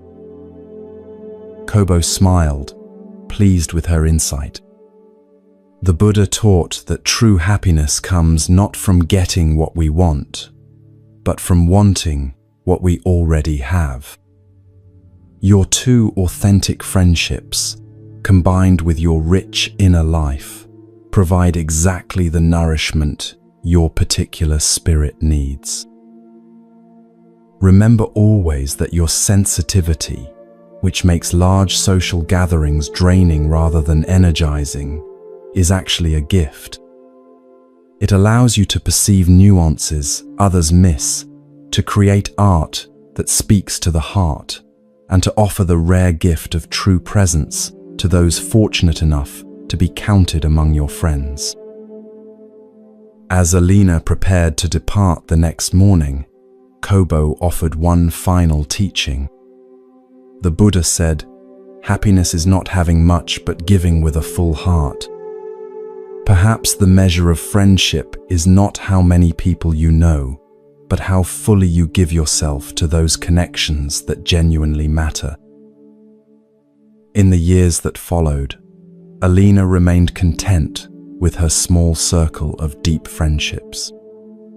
She no longer compared herself to those with larger social networks, recognizing that different souls require different forms of nourishment. She discovered that her capacity for solitude and depth made her a particularly valuable friend to those few who shared her values. Occasionally, she returned to the mountain hermitage, sometimes bringing Mei or Jiro along to experience its peaceful atmosphere. During one such visit, she shared with Kobo how his teachings had transformed not just her understanding of friendship, but her relationship with herself. "I no longer see my preference for depth over breadth as something to overcome," she told him. "Instead, I recognize it as a natural expression of my particular spirit. This acceptance has brought a peace I never found when trying to be someone I'm not." The Buddha would approve, Kobo smiled. He taught that self-understanding is the beginning of all wisdom. By honoring your nature rather than fighting against it, you embody his teaching that peace comes from within. As you drift towards sleep, perhaps you too can reflect on the quality of your connections rather than their quantity. Consider which relationships in your life offer genuine nourishment for your spirit. Where do you feel truly seen, accepted, and encouraged to grow? Remember the Buddha's wisdom that a true friend is one who stands by you in your hour of need. By this measure, even one authentic connection may provide more sustenance than countless surface-level acquaintances. And if you find joy in solitude, or prefer a small circle of deep friendships, know that this preference isn't a flaw, but possibly a wisdom, one shared by many profound thinkers throughout history. May your sleep be peaceful tonight. May you awaken with renewed appreciation for the true connections in your life, whether many or few.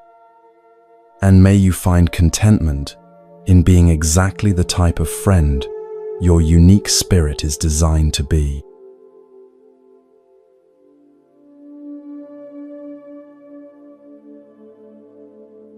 The power of forgiveness, healing through letting go. Tonight, as the world grows quieter around us, we journey to a marketplace in ancient India where a powerful lesson in forgiveness awaits. Allow your body to become even heavier, your breath deeper and more rhythmic. As we explore the transformative power of letting go, feel yourself releasing any tension you've been carrying. The Buddha taught, holding on to anger is like grasping a hot coal with the intent of throwing it at someone else. You are the one who gets burned. This profound wisdom reveals a truth many of us discover the hard way, that resentment hurts us far more than the person we're angry with. Tonight's story explores how forgiveness liberates not only the forgiven, but, more importantly, the one who forgives. In a vibrant marketplace on the outskirts of Rajagaha, one of the largest cities of ancient India, a crowd had gathered to hear the Buddha speak. People from all walks of life, merchants and farmers, nobles and servants, the wealthy and the struggling, stood together, drawn by the teacher's reputation for profound yet practical wisdom. The Buddha sat serenely beneath the shade of a large banyan tree, his presence radiating a remarkable quality of peace that seemed to create a pocket of stillness in the otherwise bustling marketplace. Those who had gathered closest listened intently as he spoke about finding contentment amid life's inevitable challenges. Among those on the periphery of the crowd stood a merchant named Devadatta, whose face was tight with anger. Unlike the others who had come seeking wisdom, Devadatta had arrived with a very different purpose. For years, he had watched as the Buddha's teachings gained popularity, drawing followers away from traditional beliefs that had financially benefited merchants like himself, who sold ritual items and sacrificial offerings. Devadatta had once been respected as a religious authority in his own right, selling not just goods but also interpretations of sacred texts that assured the wealthy their prosperity was evidence of divine favor. The Buddha's emphasis on ethical conduct over ritual, and his teaching that inner peace could be attained without expensive offerings, directly threatened Devadatta's livelihood and status. As the Buddha's teaching continued, Devadatta pushed his way through the crowd, his anger building with each step. In his mind, this wandering teacher had stolen everything from him: respect, livelihood, purpose. Years of resentment had hardened into hatred that now demanded expression. When he reached the inner circle of listeners, Devadatta stood directly before the Buddha, his body trembling with rage. Without warning, he spat directly in the Buddha's face, a shocking act of disrespect that caused the crowd to gasp and step back. Several of the Buddha's disciples moved to intervene, their faces showing anger at this treatment of their beloved teacher. But the Buddha raised his hand slightly, signaling them to remain calm. The entire marketplace seemed to freeze in that moment, everyone waiting to see how the renowned teacher would respond to such a deliberate insult. The Buddha remained perfectly still. He showed no anger, no offense, no desire to retaliate. With the same hand he had used to signal his disciples, he calmly wiped his face. Then, to everyone's astonishment, he looked at Devadatta with an expression of genuine compassion. "Thank you," the Buddha said softly. These simple words, spoken without a trace of sarcasm or resentment, completely confounded Devadatta. He had expected, perhaps even wanted, anger, retaliation, or public humiliation. This calm acceptance was so unexpected that it momentarily shattered his rage, replacing it with confusion. "Thank me?" he sputtered. "I just spat in your face. Are you so disconnected from normal human feelings that you would thank someone for insulting you?" The Buddha's gentle smile didn't waver. "When someone offers a gift that is declined," he explained, "to whom does the gift belong?" The merchant frowned, puzzled by this seemingly irrelevant question. "To the giver, of course," he answered. "Yes," the Buddha nodded. "You have offered me your anger, wrapped in the gesture of spitting. I decline to receive this gift. It remains yours. But I thank you for the opportunity to practice patience and compassion, which are gifts I gladly accept." Devadatta stood speechless, his carefully constructed narrative of victimhood suddenly without foundation. He had expected the satisfying fuel of a reciprocal anger to feed his righteous indignation. Instead, he found himself holding his own undiminished rage, made more uncomfortable by the contrast with the Buddha's evident peace. The crowd remained silent, witnessing this unexpected exchange. Many had experienced Devadatta's sharp business practices or dismissive attitude toward those he considered beneath him. Some felt a quiet satisfaction, seeing him confronted not with matching anger, but with its opposite, a compassion that revealed the smallness of his attack. "You speak in riddles to appear wise," Devadatta finally managed, trying to recover his position. "Your teachings have taken food from my children's mouths. You deserve my contempt." The Buddha considered these words thoughtfully. "I understand your pain," he said.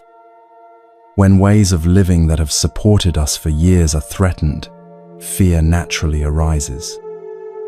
But consider this: if your livelihood depends on others remaining in ignorance or fear, perhaps it is time to discover a new path that benefits both yourself and others. There are many ways to earn a living that create value rather than exploit need.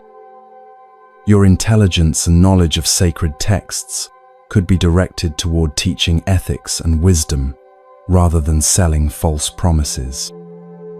This market needs honest merchants of practical goods as much as it needs teachers of truth."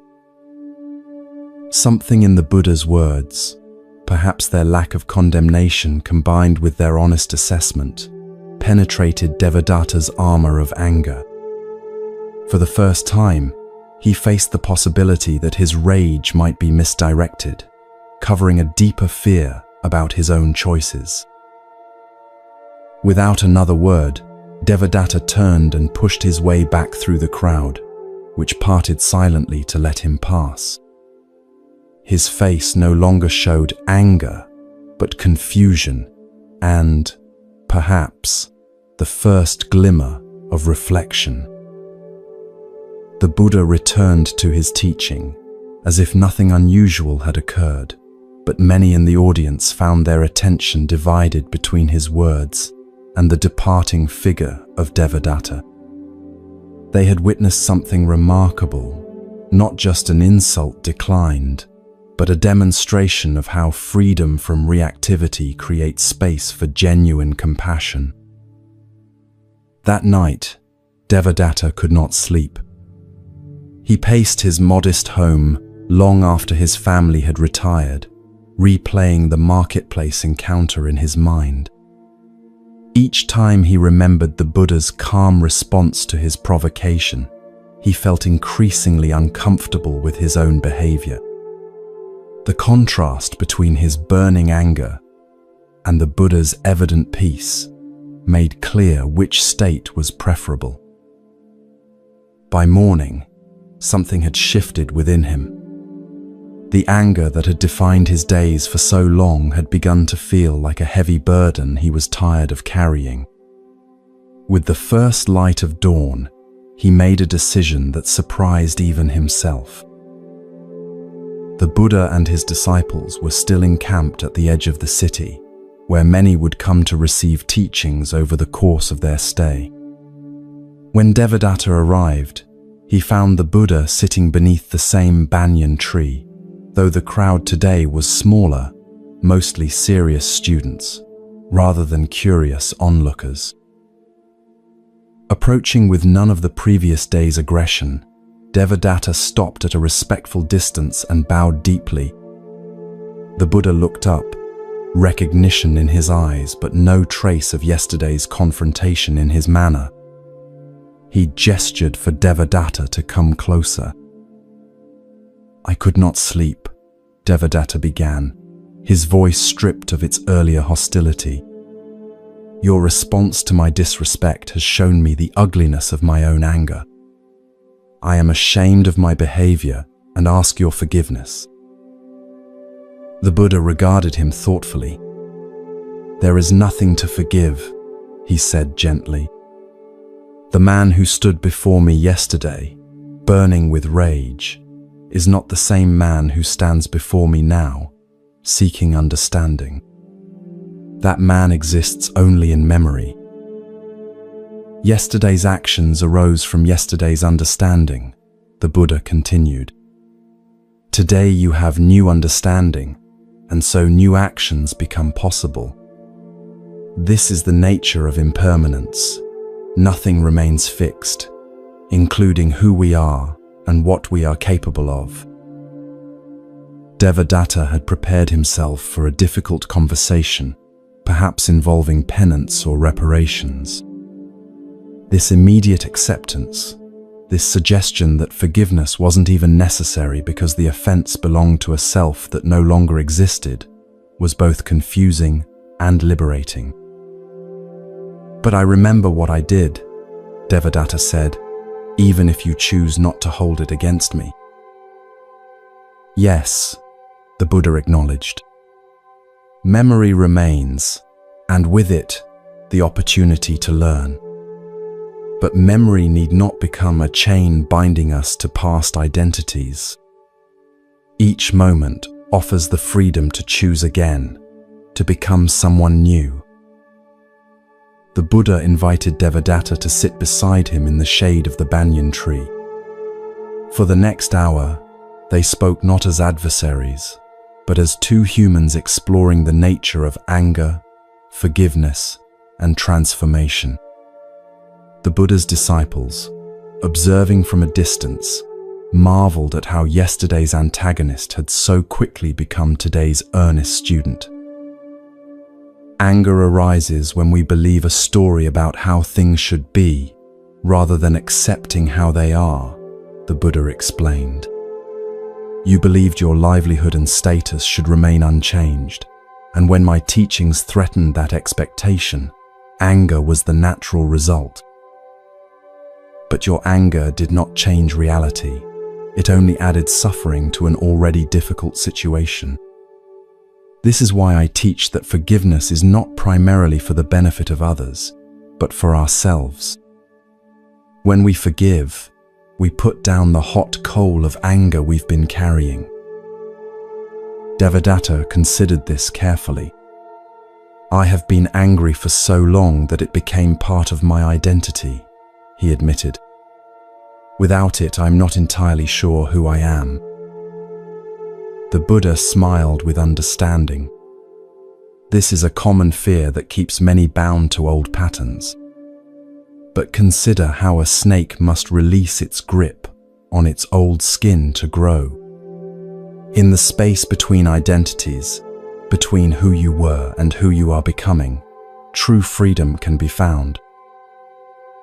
As their conversation continued, others gathered to listen, drawn by the remarkable sight of yesterday's antagonist, engaged in earnest dialogue with the Buddha. Among them was a young monk named Ananda, who would later become known for his exceptional memory and his role in preserving the Buddha's teachings. Ananda was particularly struck by how the Buddha embodied the forgiveness he taught. There was no performance of magnanimity, no subtle reminders of Devadatta's transgression, just a genuine presence with the person before him as they were in this moment, not as they had been in the past. Master, Ananda asked when there was a pause in the conversation, how did you maintain such peace when Devadatta confronted you yesterday? Were you not angry at all? The Buddha considered the question thoughtfully. Anger arose as a possibility, he acknowledged, as it does for anyone when faced with hostility. But between the arising of anger and acting upon it, there is a space. In that space lies our freedom to choose a different response. Through practice, I have learned to rest in that space, rather than being carried away by the initial reaction. From that space, I could see not just Devadatta's anger, but the suffering beneath it. Seeing suffering naturally evokes compassion rather than retaliation. Devadatta listened intently to this explanation. The idea that there could be space between feeling anger and acting upon it was revolutionary to him. His entire life, he had assumed that anger demanded expression, that restraining it would only cause it to intensify. How does one create this space? He asked. My anger has always felt immediate and overwhelming, leaving no room for choice. It begins with awareness, the Buddha explained. When anger arises, simply noting anger is present creates a small separation between yourself and the emotion. You are not your anger. You are the awareness that notices anger. From this awareness, new possibilities emerge. The breath can be a helpful anchor, he continued. When you feel anger arising, bringing attention to your breathing slows the mind enough to create space for wisdom. In that space, you might ask, will expressing this anger lead to harm or healing? Does it align with who I wish to become? As the day progressed, more people gathered to listen to this unexpected teaching on forgiveness. Many had their own experiences of holding on to resentments that had hardened into bitterness over time. The sight of Devadatta's transformation from hostile opponent to engaged listener in the span of a day offered hope that such burdens could indeed be put down. Toward evening, as the gathering prepared to disperse, Devadatta addressed the Buddha one more time.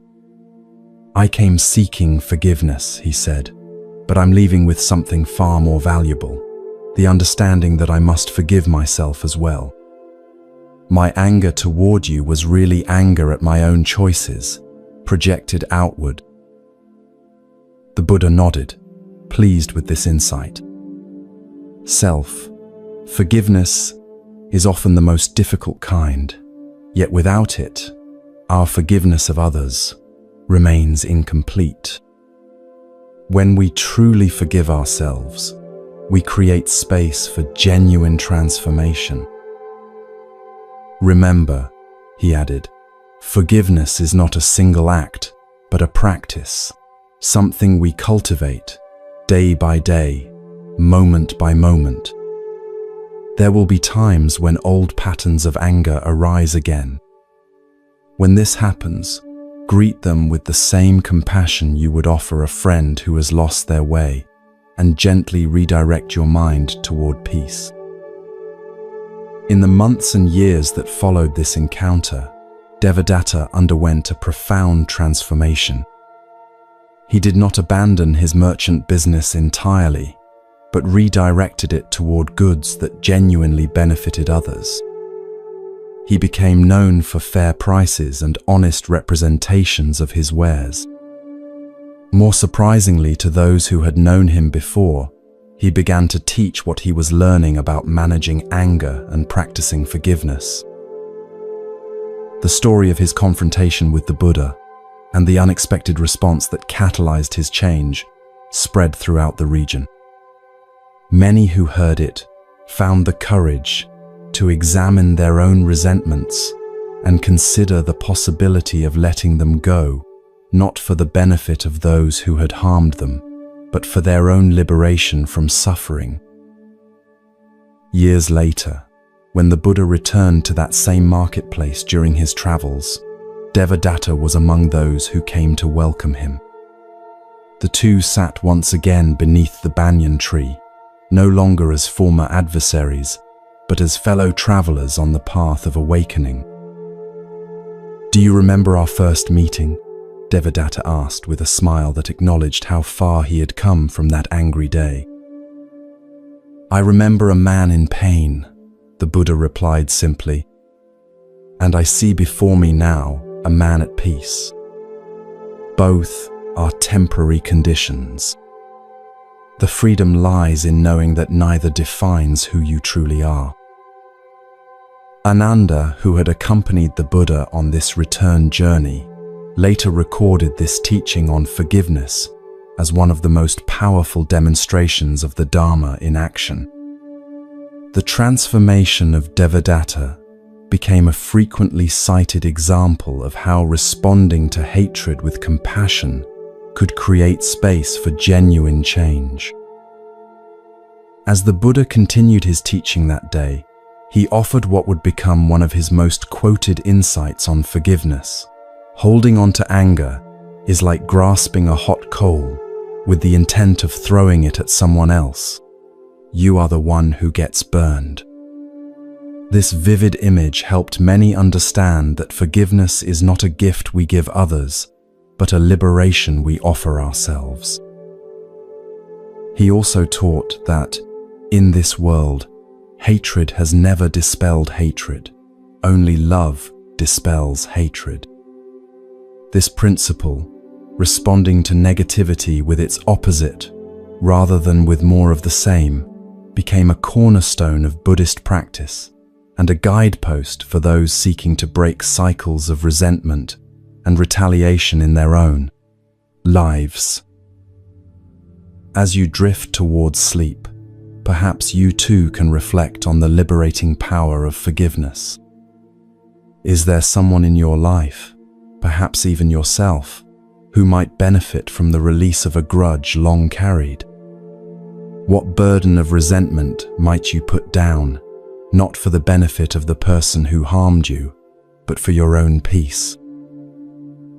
Remember the Buddha's wisdom that forgiveness is not about condoning harmful actions or forgetting important lessons.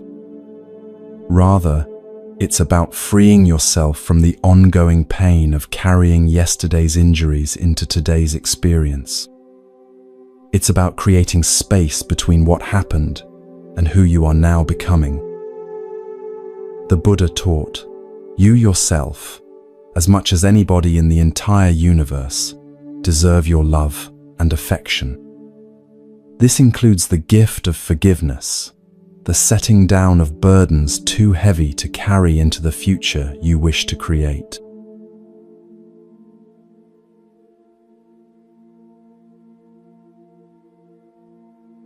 The dark side of kindness, finding balance in giving. As night deepens around us, we travel to a mountainside monastery nestled among ancient trees, where an unexpected lesson about kindness awaits. Let your body sink more deeply into comfort as we explore this paradoxical wisdom. With each breath, feel yourself growing heavier, your mind growing quieter. We often hear that kindness is always good, that we should give endlessly of ourselves to others. But tonight's story reveals something rarely discussed, the shadow side of kindness, when giving too much depletes our spirit and diminishes our ability to truly help others. This ancient wisdom remains profoundly relevant in our modern world, where many of us struggle with boundaries and self-care. The Buddha taught, you can search throughout the entire universe for someone who is more deserving of your love and affection than you are yourself, and that person is not to be found anywhere. This teaching reminds us that caring for ourselves is not selfish, but necessary for sustainable compassion toward others. High on a forested mountain, surrounded by cherry trees and gentle flowing streams, stood a temple known for its teachings on balanced living. Here lived the elderly monk Arrow, whose practical wisdom about navigating life's complexities drew seekers from many provinces.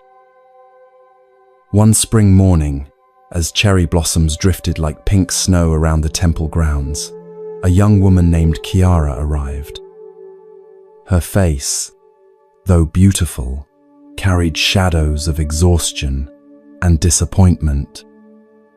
She had traveled for 5 days from her village, seeking wisdom about a persistent problem that left her feeling increasingly empty.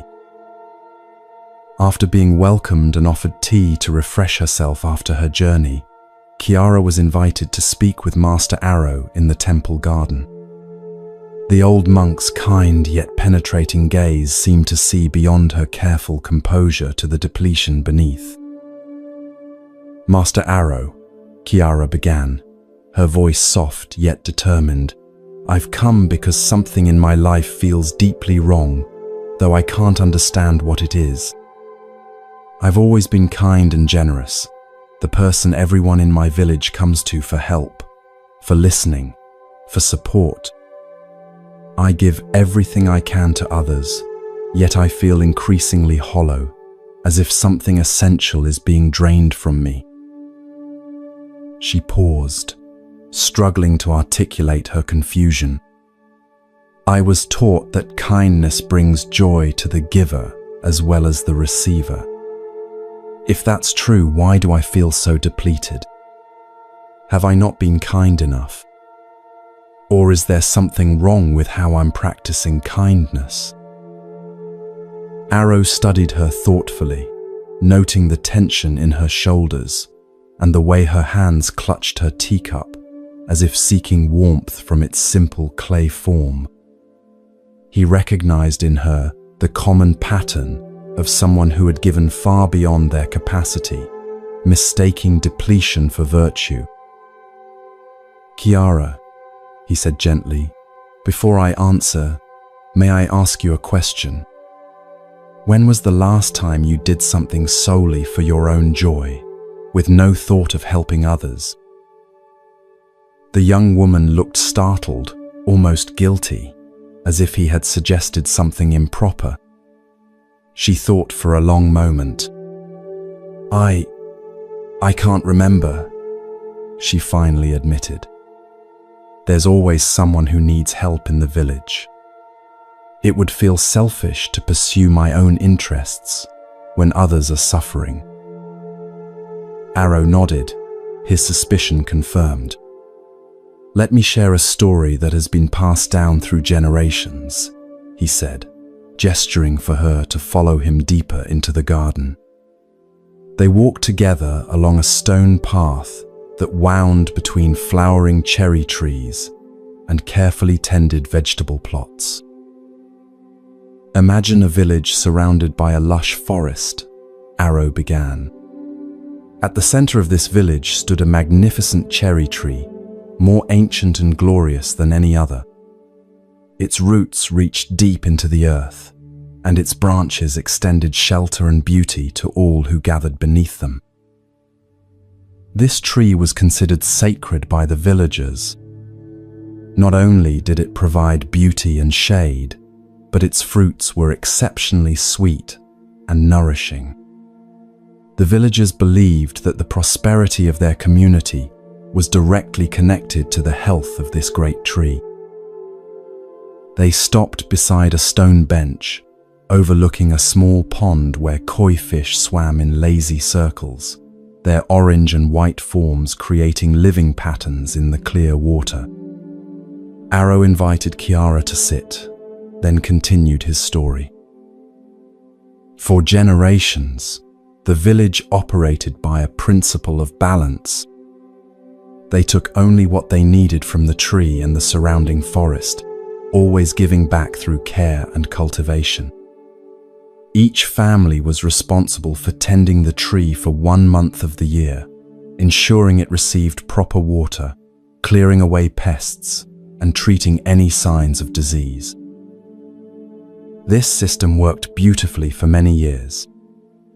The tree flourished, and so did the village. But gradually, things began to change. As the village prospered, some families became more concerned with accumulating wealth than maintaining balance.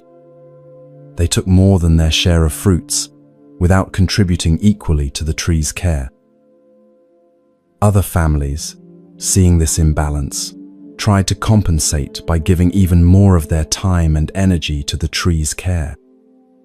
Someone must maintain the balance, they reasoned. If others will not do their part, we must do more. At first, this seemed admirable. But over time, these overly generous families began to suffer. Their own gardens were neglected as they spent all their energy on the communal tree. Their children received less attention. Their homes fell into disrepair. In trying to maintain the balance for the entire village, they created a profound imbalance in their own lives. Kiara nodded slowly, a flicker of recognition in her eyes. The parallels to her own situation were becoming clear. Meanwhile, Arrow continued, something unexpected was happening to the tree itself. Despite receiving care from the overly generous families, it began to weaken. Its fruits became less sweet, its leaves less vibrant. The village elders couldn't understand what was happening until a wise woman who lived at the forest's edge offered an insight. "The tree is suffering," she explained, "because the care it receives is out of balance.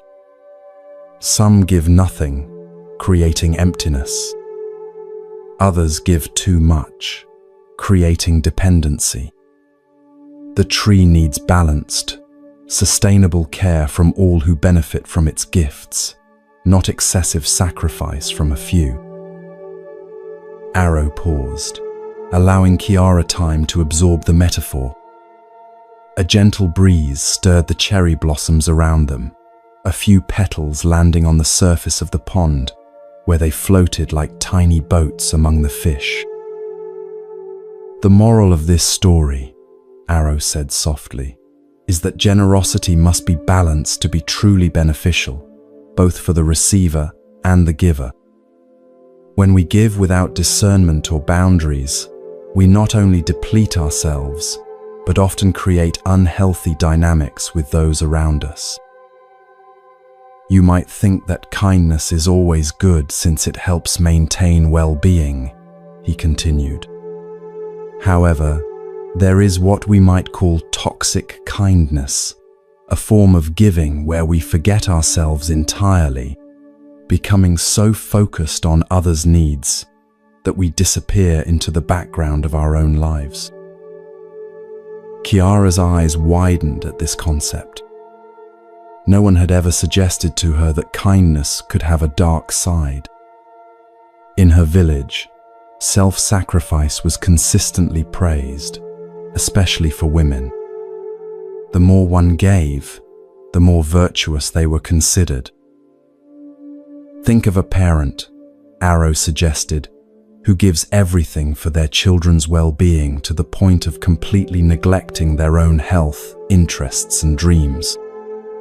What message does this send to the children? And what happens when that parent inevitably burns out from such unsustainable giving? The children learn that self-neglect is virtuous, Chiara replied thoughtfully. And when the parent burns out, the very people they were trying to help suffer even more from their collapse. Precisely, Arrow nodded. The Buddha taught the middle path, avoiding extremes in all aspects of life.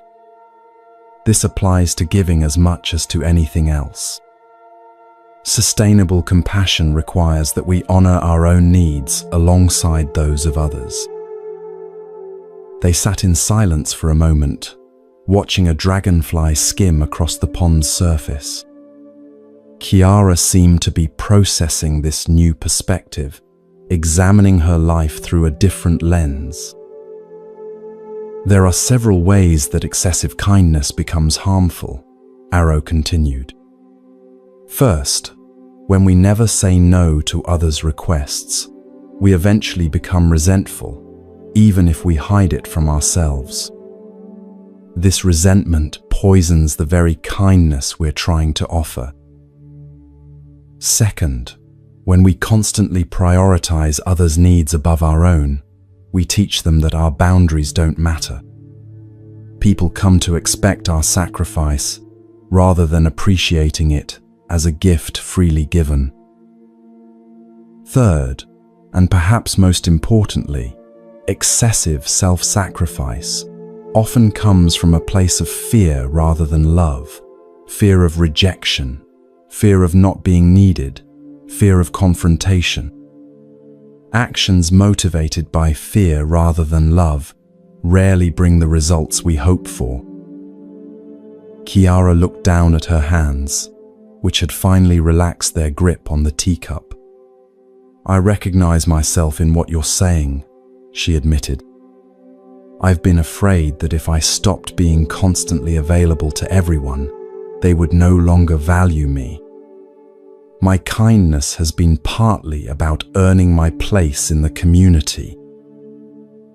Arrow nodded, with compassion. The Buddha taught that there are 4 sublime states of mind: loving, kindness, compassion, sympathetic joy, and equanimity. Note that equanimity, a balanced, peaceful mind, is essential alongside compassion.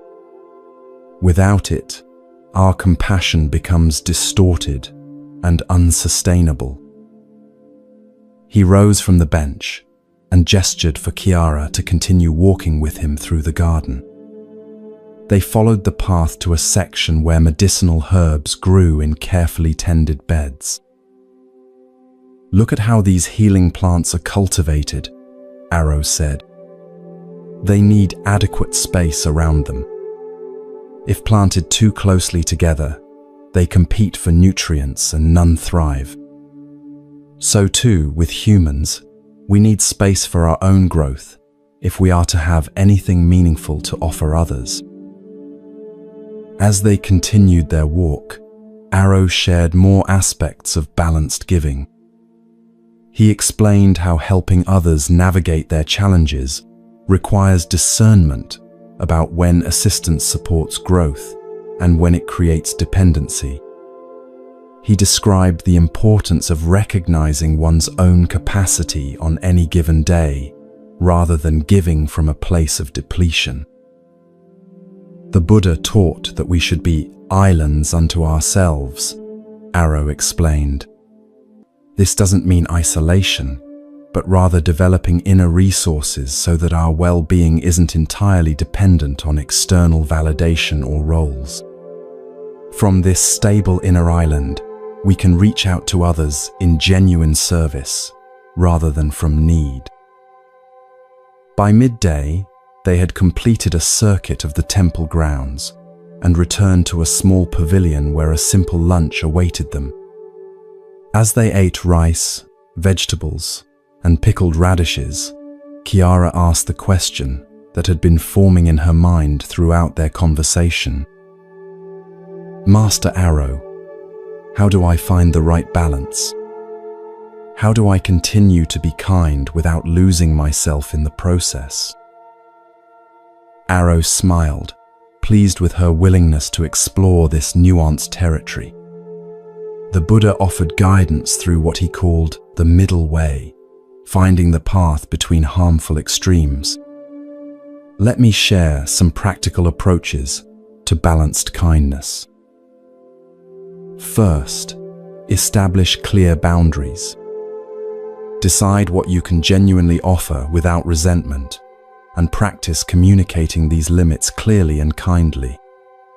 For example, you might say, I can listen to you for half an hour this afternoon, and then I need to attend to my own work.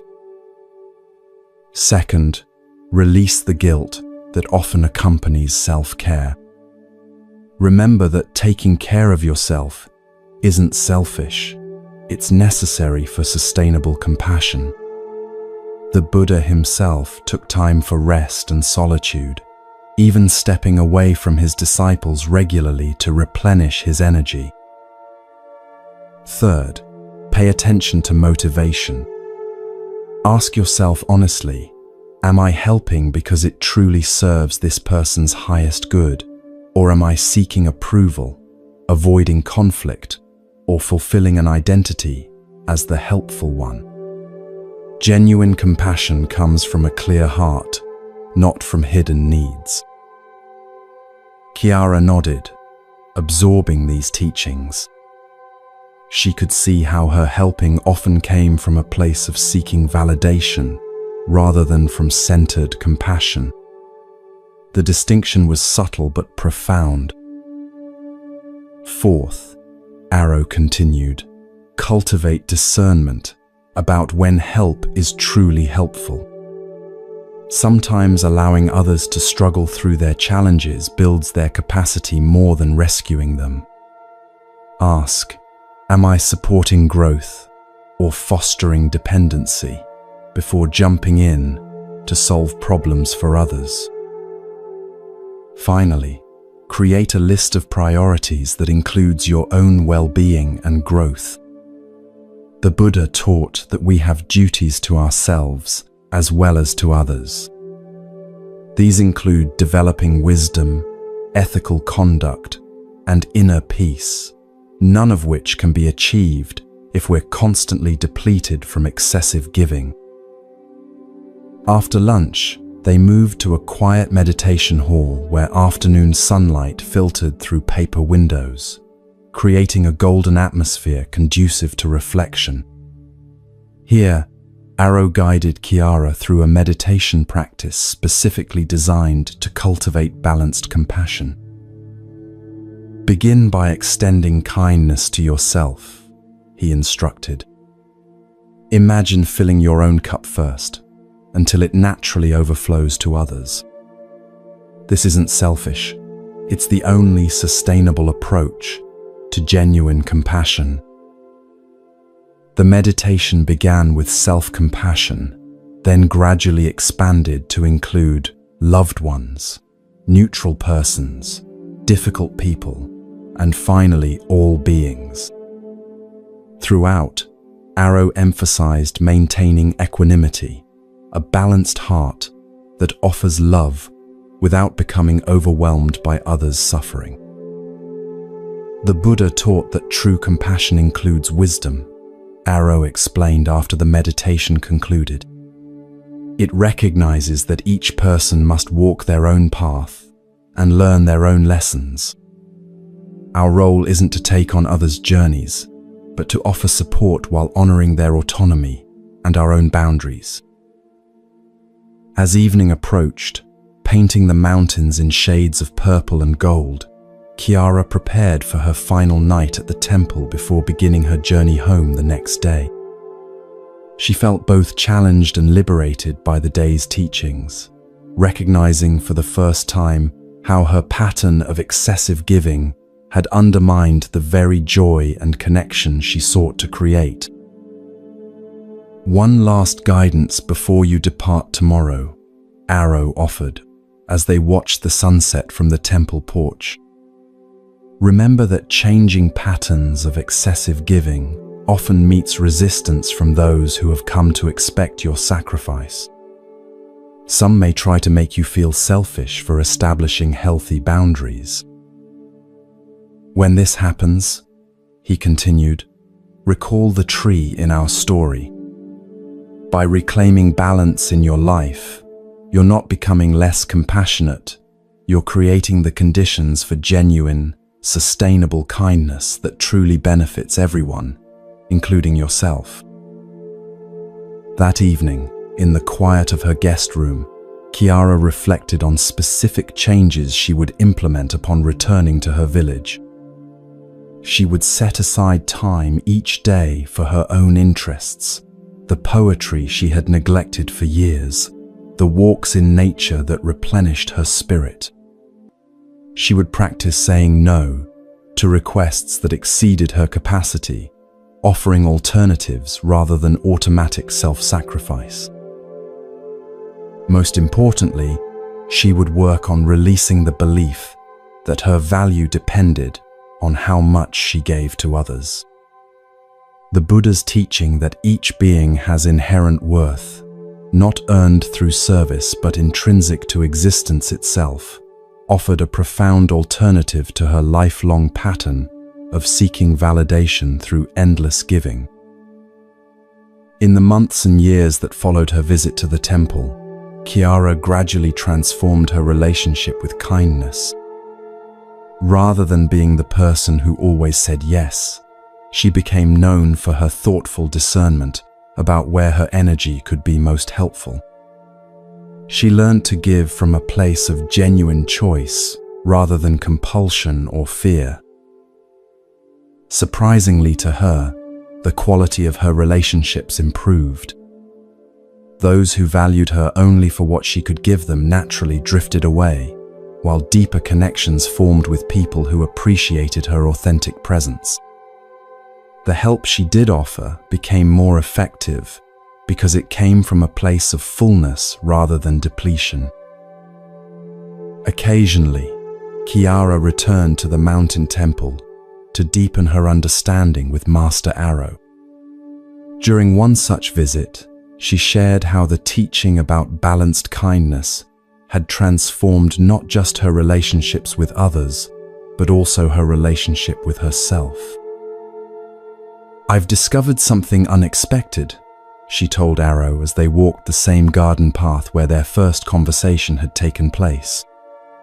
"When I give with healthy boundaries and from genuine choice rather than obligation, the giving itself brings me joy. It's entirely different from the depleted feeling I used to mistake for virtue." Arrow smiled, pleased with her discovery. The Buddha taught that actions undertaken with a clear and balanced mind bring happiness to both giver and receiver. What you're experiencing is the natural joy of genuine compassion, very different from the hollow exhaustion of compulsive helping. "I understand now," Kiara said, "that true kindness includes kindness to oneself. It's not a matter of choosing between my needs and others' needs, but of finding the wisdom to honor both." "Exactly so," Arrow nodded. The Buddha expressed this beautifully when he said, "You yourself, as much as anybody in the entire universe, deserve your love and affection. This teaching reminds us that including ourselves in the circle of compassion isn't selfish, it's necessary for the circle to be complete. As you drift towards sleep, perhaps you too can reflect on the balance of giving and receiving in your own life. Are there places where you consistently override your own needs to care for others? What would a more sustainable approach to compassion look like in your daily relationships? Remember the Buddha's teaching about the middle way, finding balance between extremes. Neither complete self-sacrifice nor self-centered indifference brings lasting happiness. True joy comes from honoring both self and other in a dance of balanced, authentic kindness.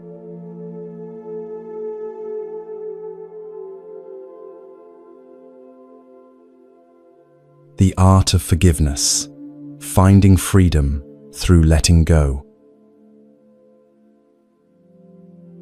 As our journey through ancient wisdom nears its completion, we arrive at a small temple nestled beside a mountain lake, where fireflies dance over still waters, and the air carries the scent of pine and distant rain. Allow yourself to settle even more deeply into comfort as we explore our final teaching.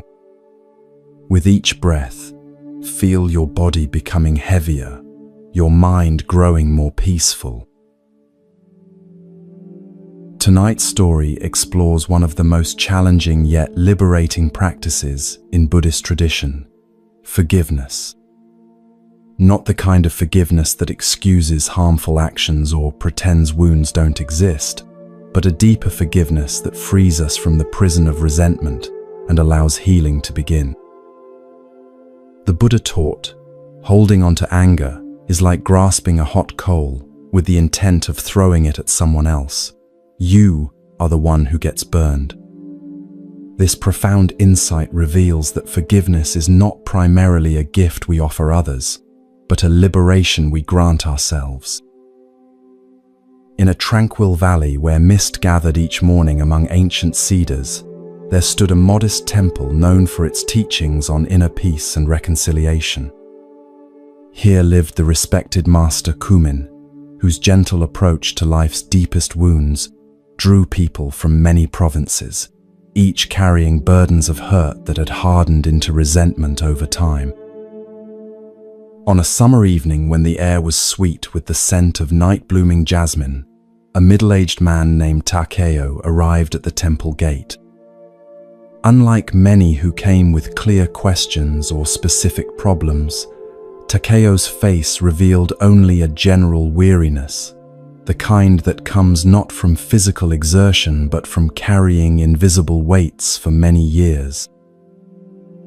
After being welcomed and offered a simple meal, Takeo sat with Master Kumin in the temple's meditation garden, where the sound of a small waterfall created a soothing backdrop for conversation. Fireflies had begun to appear as dusk deepened, their gentle lights blinking like stars come down to earth. "What brings you to our temple?" Kumin asked, his voice matching the gentleness of their surroundings. Takeo sighed, struggling to articulate what had compelled his journey. "I'm not entirely sure," he admitted. "I've achieved success in my work as a merchant. My children are grown and doing well. I have no specific complaint I can name, yet I feel burdened, as if I'm carrying a weight that keeps me from experiencing the joy my life should hold." Kumin nodded, recognizing in Takeo's words a common condition, one he had seen in many who came to the temple. "Often, the heaviest burdens we carry are invisible," he said. "Tell me, are there people in your life you've been unable to forgive?" The question seemed to catch Takeo by surprise. He had expected inquiries about his spiritual practices, or perhaps suggestions for meditation techniques.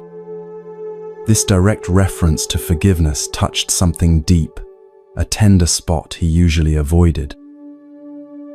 "There are some," he acknowledged after a pause, his voice growing quieter.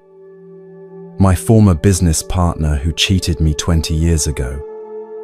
A childhood friend who betrayed a confidence and turned others against me. My father who was often harsh and never gave the approval I sought."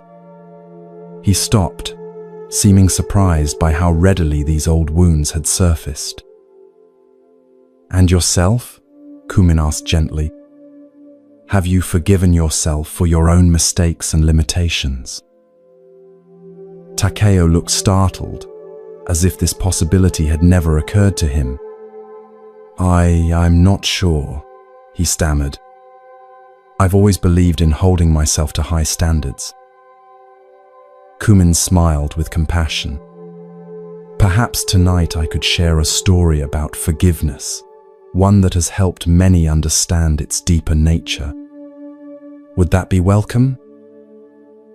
Takeo nodded, settling more comfortably on his cushion as night deepened around them.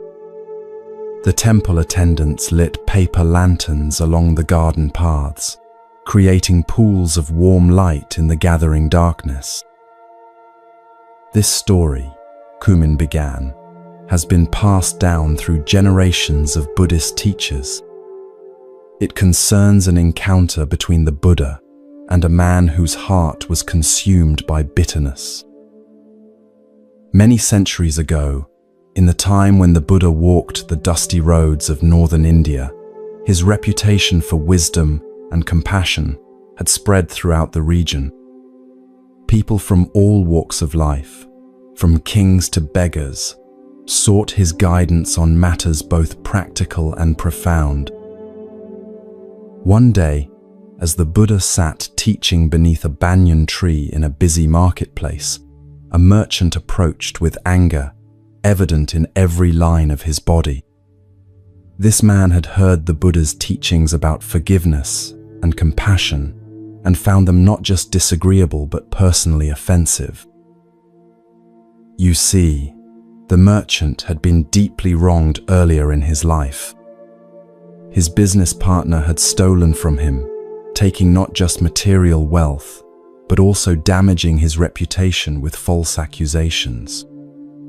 The injustice had festered in his heart for decades, becoming the center around which his identity had formed. The very idea that he should forgive this wrong seemed to invalidate his suffering and excuse the harm done to him. With each step toward the Buddha, his anger grew, fueled by years of rehearsing his grievances and imagining revenge he had never been able to enact. Takeo shifted uncomfortably on his cushion, perhaps recognizing something of himself in this description. The weight he had spoken of seemed more tangible now, as if being named had given it substance. The merchant stood before the Buddha, Kumin continued, and without preamble, spat directly in his face, an act of profound disrespect intended to provoke a reaction that would reveal the teacher's serene composure as merely a performance. The crowd gasped, many moving to intervene. But the Buddha remained perfectly still, his expression unchanged except for a slight softening around his eyes, as he regarded the merchant with what could only be described as compassion. With the same hand that had moments before been gesturing to illustrate a teaching point, he calmly wiped his face. Then, to everyone's astonishment, he looked at the merchant and said simply, "Thank you." The merchant was confounded. "Thank you," he sputtered. "I just spat in your face. Are you mad?" The Buddha's reply came with the same tranquility that had characterized his response to the insult. "You have given me the opportunity to practice patience," he said, "and you have revealed something important." "What could I possibly have revealed except my contempt for you?" the merchant demanded. "You have revealed the prison you live in," the Buddha said gently. "For a man whose heart is free does not need to spit in another's face." Kumin paused here, allowing the image to resonate in the quiet garden. The only sounds were the continuing murmur of the waterfall and the distant call of a night bird. "The merchant left in confusion that day," he continued after a moment. But the Buddha's response, or more accurately, his lack of an expected response, created a crack in the fortress of resentment he had built around his heart. For the first time in decades, he began to consider the possibility that his anger, which he had nursed as a righteous response to injustice, might actually be the source of his suffering rather than its result.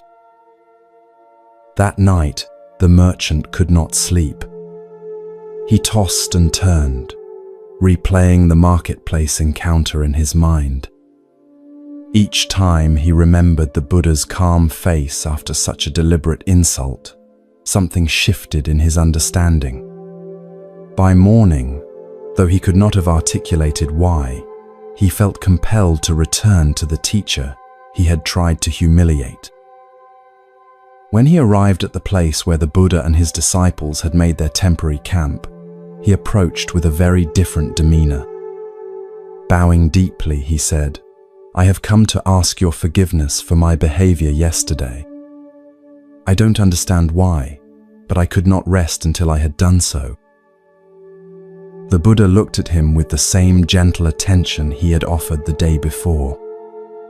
"There is nothing to forgive," he said, surprising the merchant once again. "The man who stood before me yesterday, burning with rage, is not the same man who stands before me now, seeking understanding. That man exists only in memory." "But I remember what I did," the merchant protested. "The shame of it kept me awake all night." "Yes," the Buddha acknowledged, "memory remains, and with it the opportunity to learn. But you are not bound to continue being the person who acted from such suffering. Each moment offers the freedom to choose again, to become someone new." Takeo's posture had changed as he listened to the story. The tension in his shoulders had visibly released, and his breath had deepened, as if some constriction were beginning to loosen. The Buddha invited the merchant to sit with him, Kumin continued. For the next hour, they spoke not as adversaries, but as two humans exploring the nature of anger, forgiveness, and transformation. The Buddha explained that the practice of forgiveness is not about excusing harmful actions or forgetting important lessons, but about freeing oneself from the ongoing pain of carrying yesterday's injuries into today's experience. Imagine, the Buddha said to the merchant, that someone shot you with an arrow. Would you leave the arrow in your flesh, allowing it to continue causing pain long after the archer had gone? Of course not, you would remove it immediately. Yet when someone harms us with words or actions, we often leave the arrow of resentment embedded in our hearts for years, decades, even lifetimes. But removing the arrow doesn't mean the person who shot it shouldn't face consequences, the merchant argued. Justice still matters.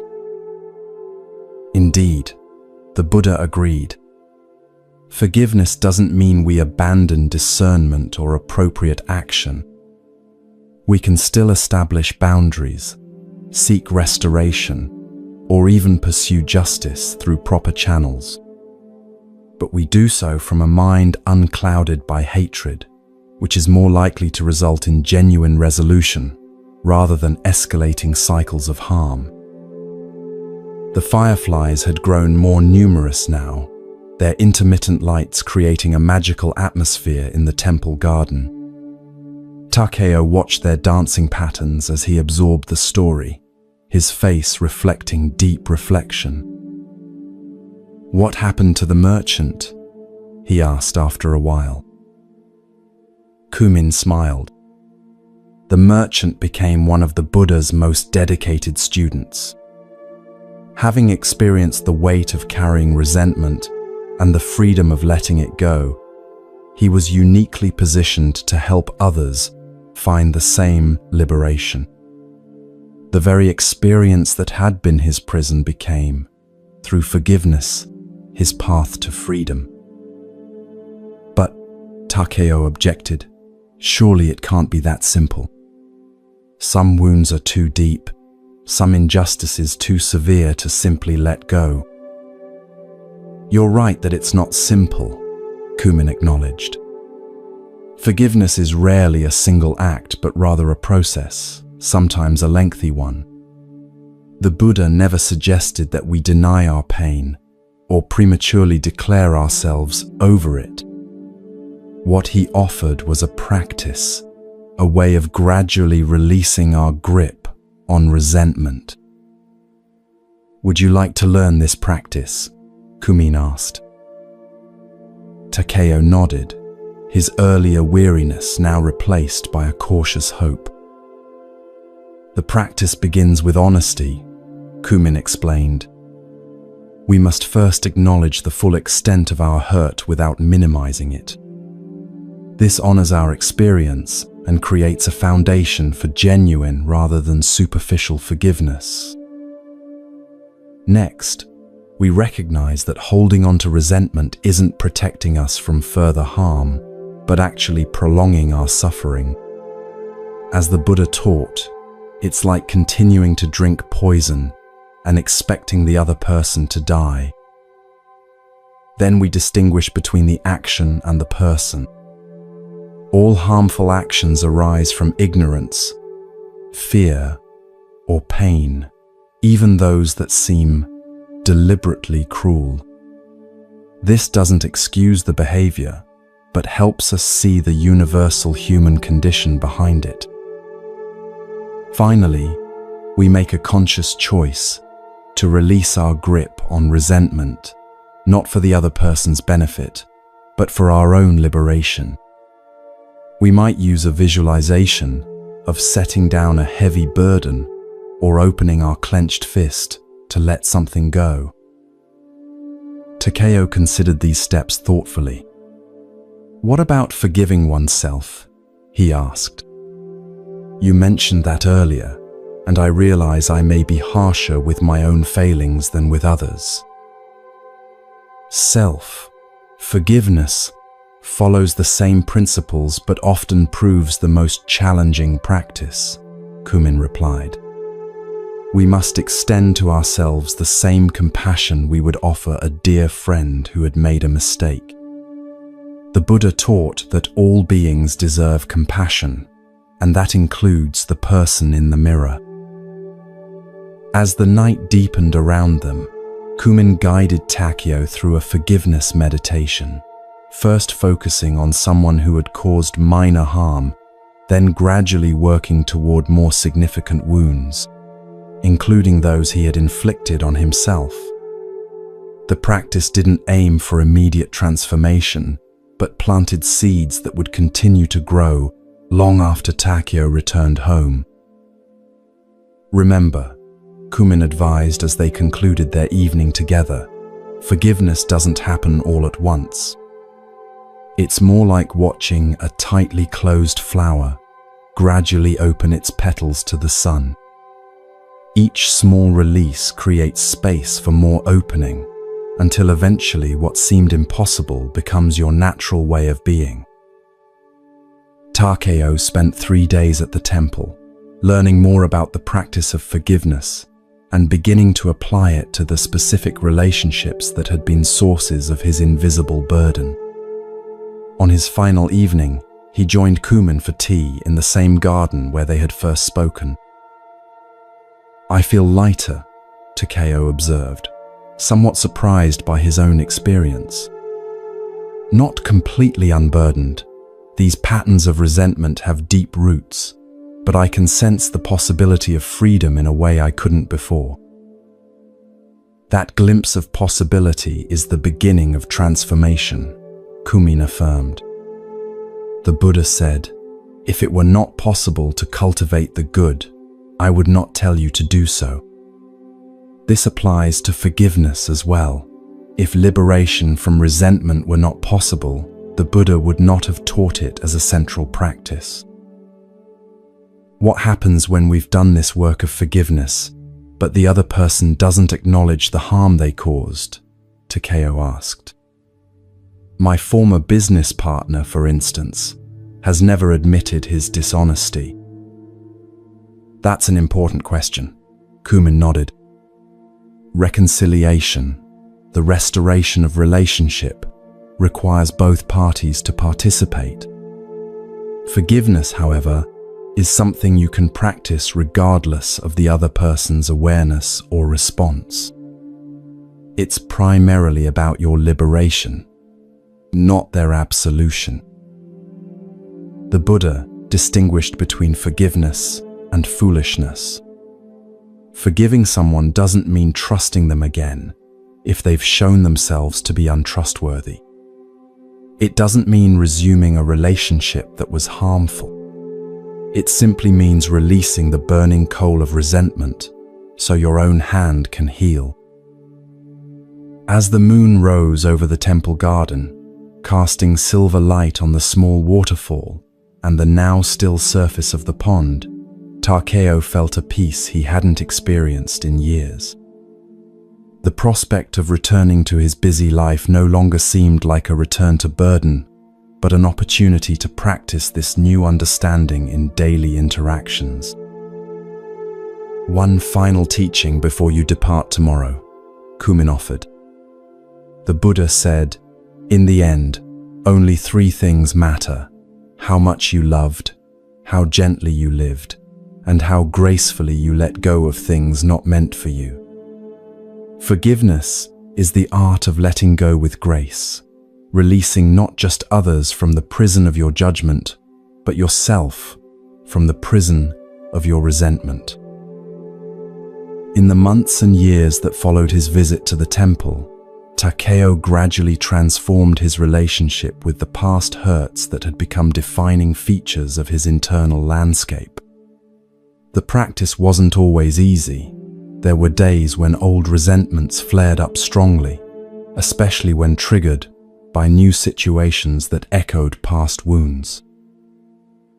But each time this happened, he would return to the practice Kumin had taught him, acknowledging the pain honestly, recognizing that holding onto it only prolonged his suffering, seeing the universal human condition behind harmful actions, and consciously choosing release rather than retention.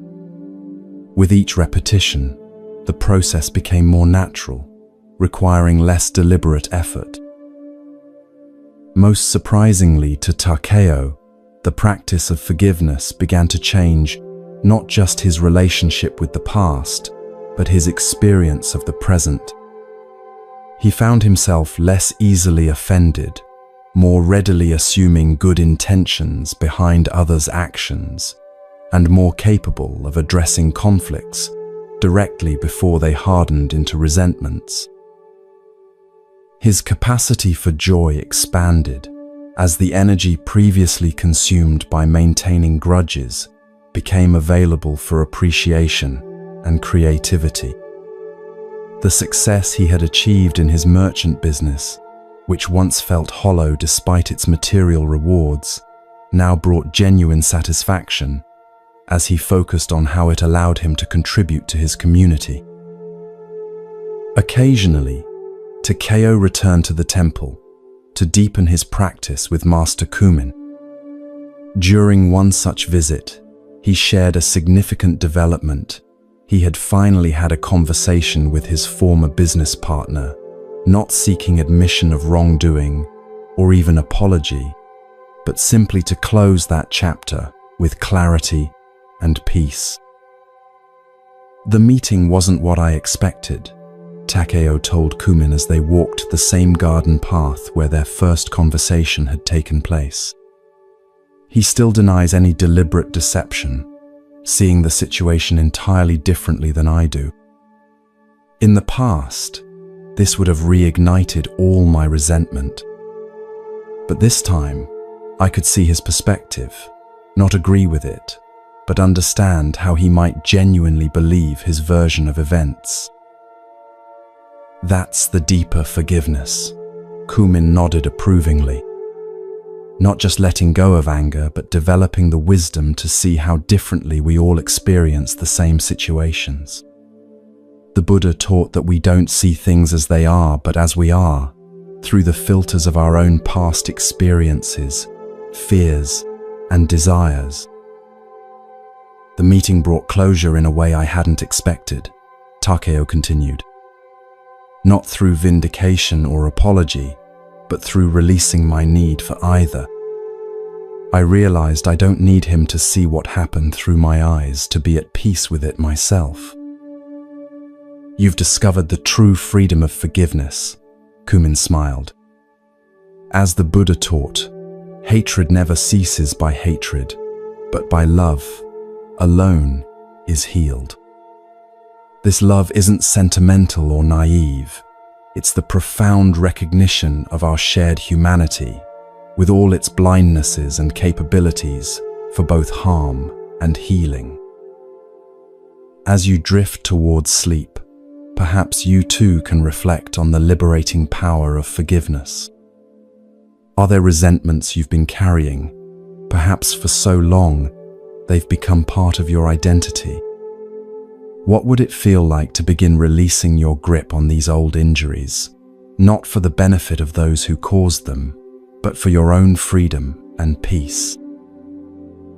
Remember that forgiveness doesn't mean excusing harmful actions or pretending wounds don't exist. It doesn't mean resuming relationships that were harmful or trusting those who have shown themselves to be untrustworthy.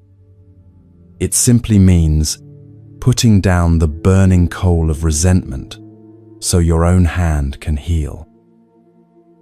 The Buddha taught, let go of anger, let go of pride. When you are bound by nothing, you go beyond sorrow. This ancient wisdom offers a path to freedom that begins with a single choice, the choice to open your clenched fist and release what no longer serves your happiness.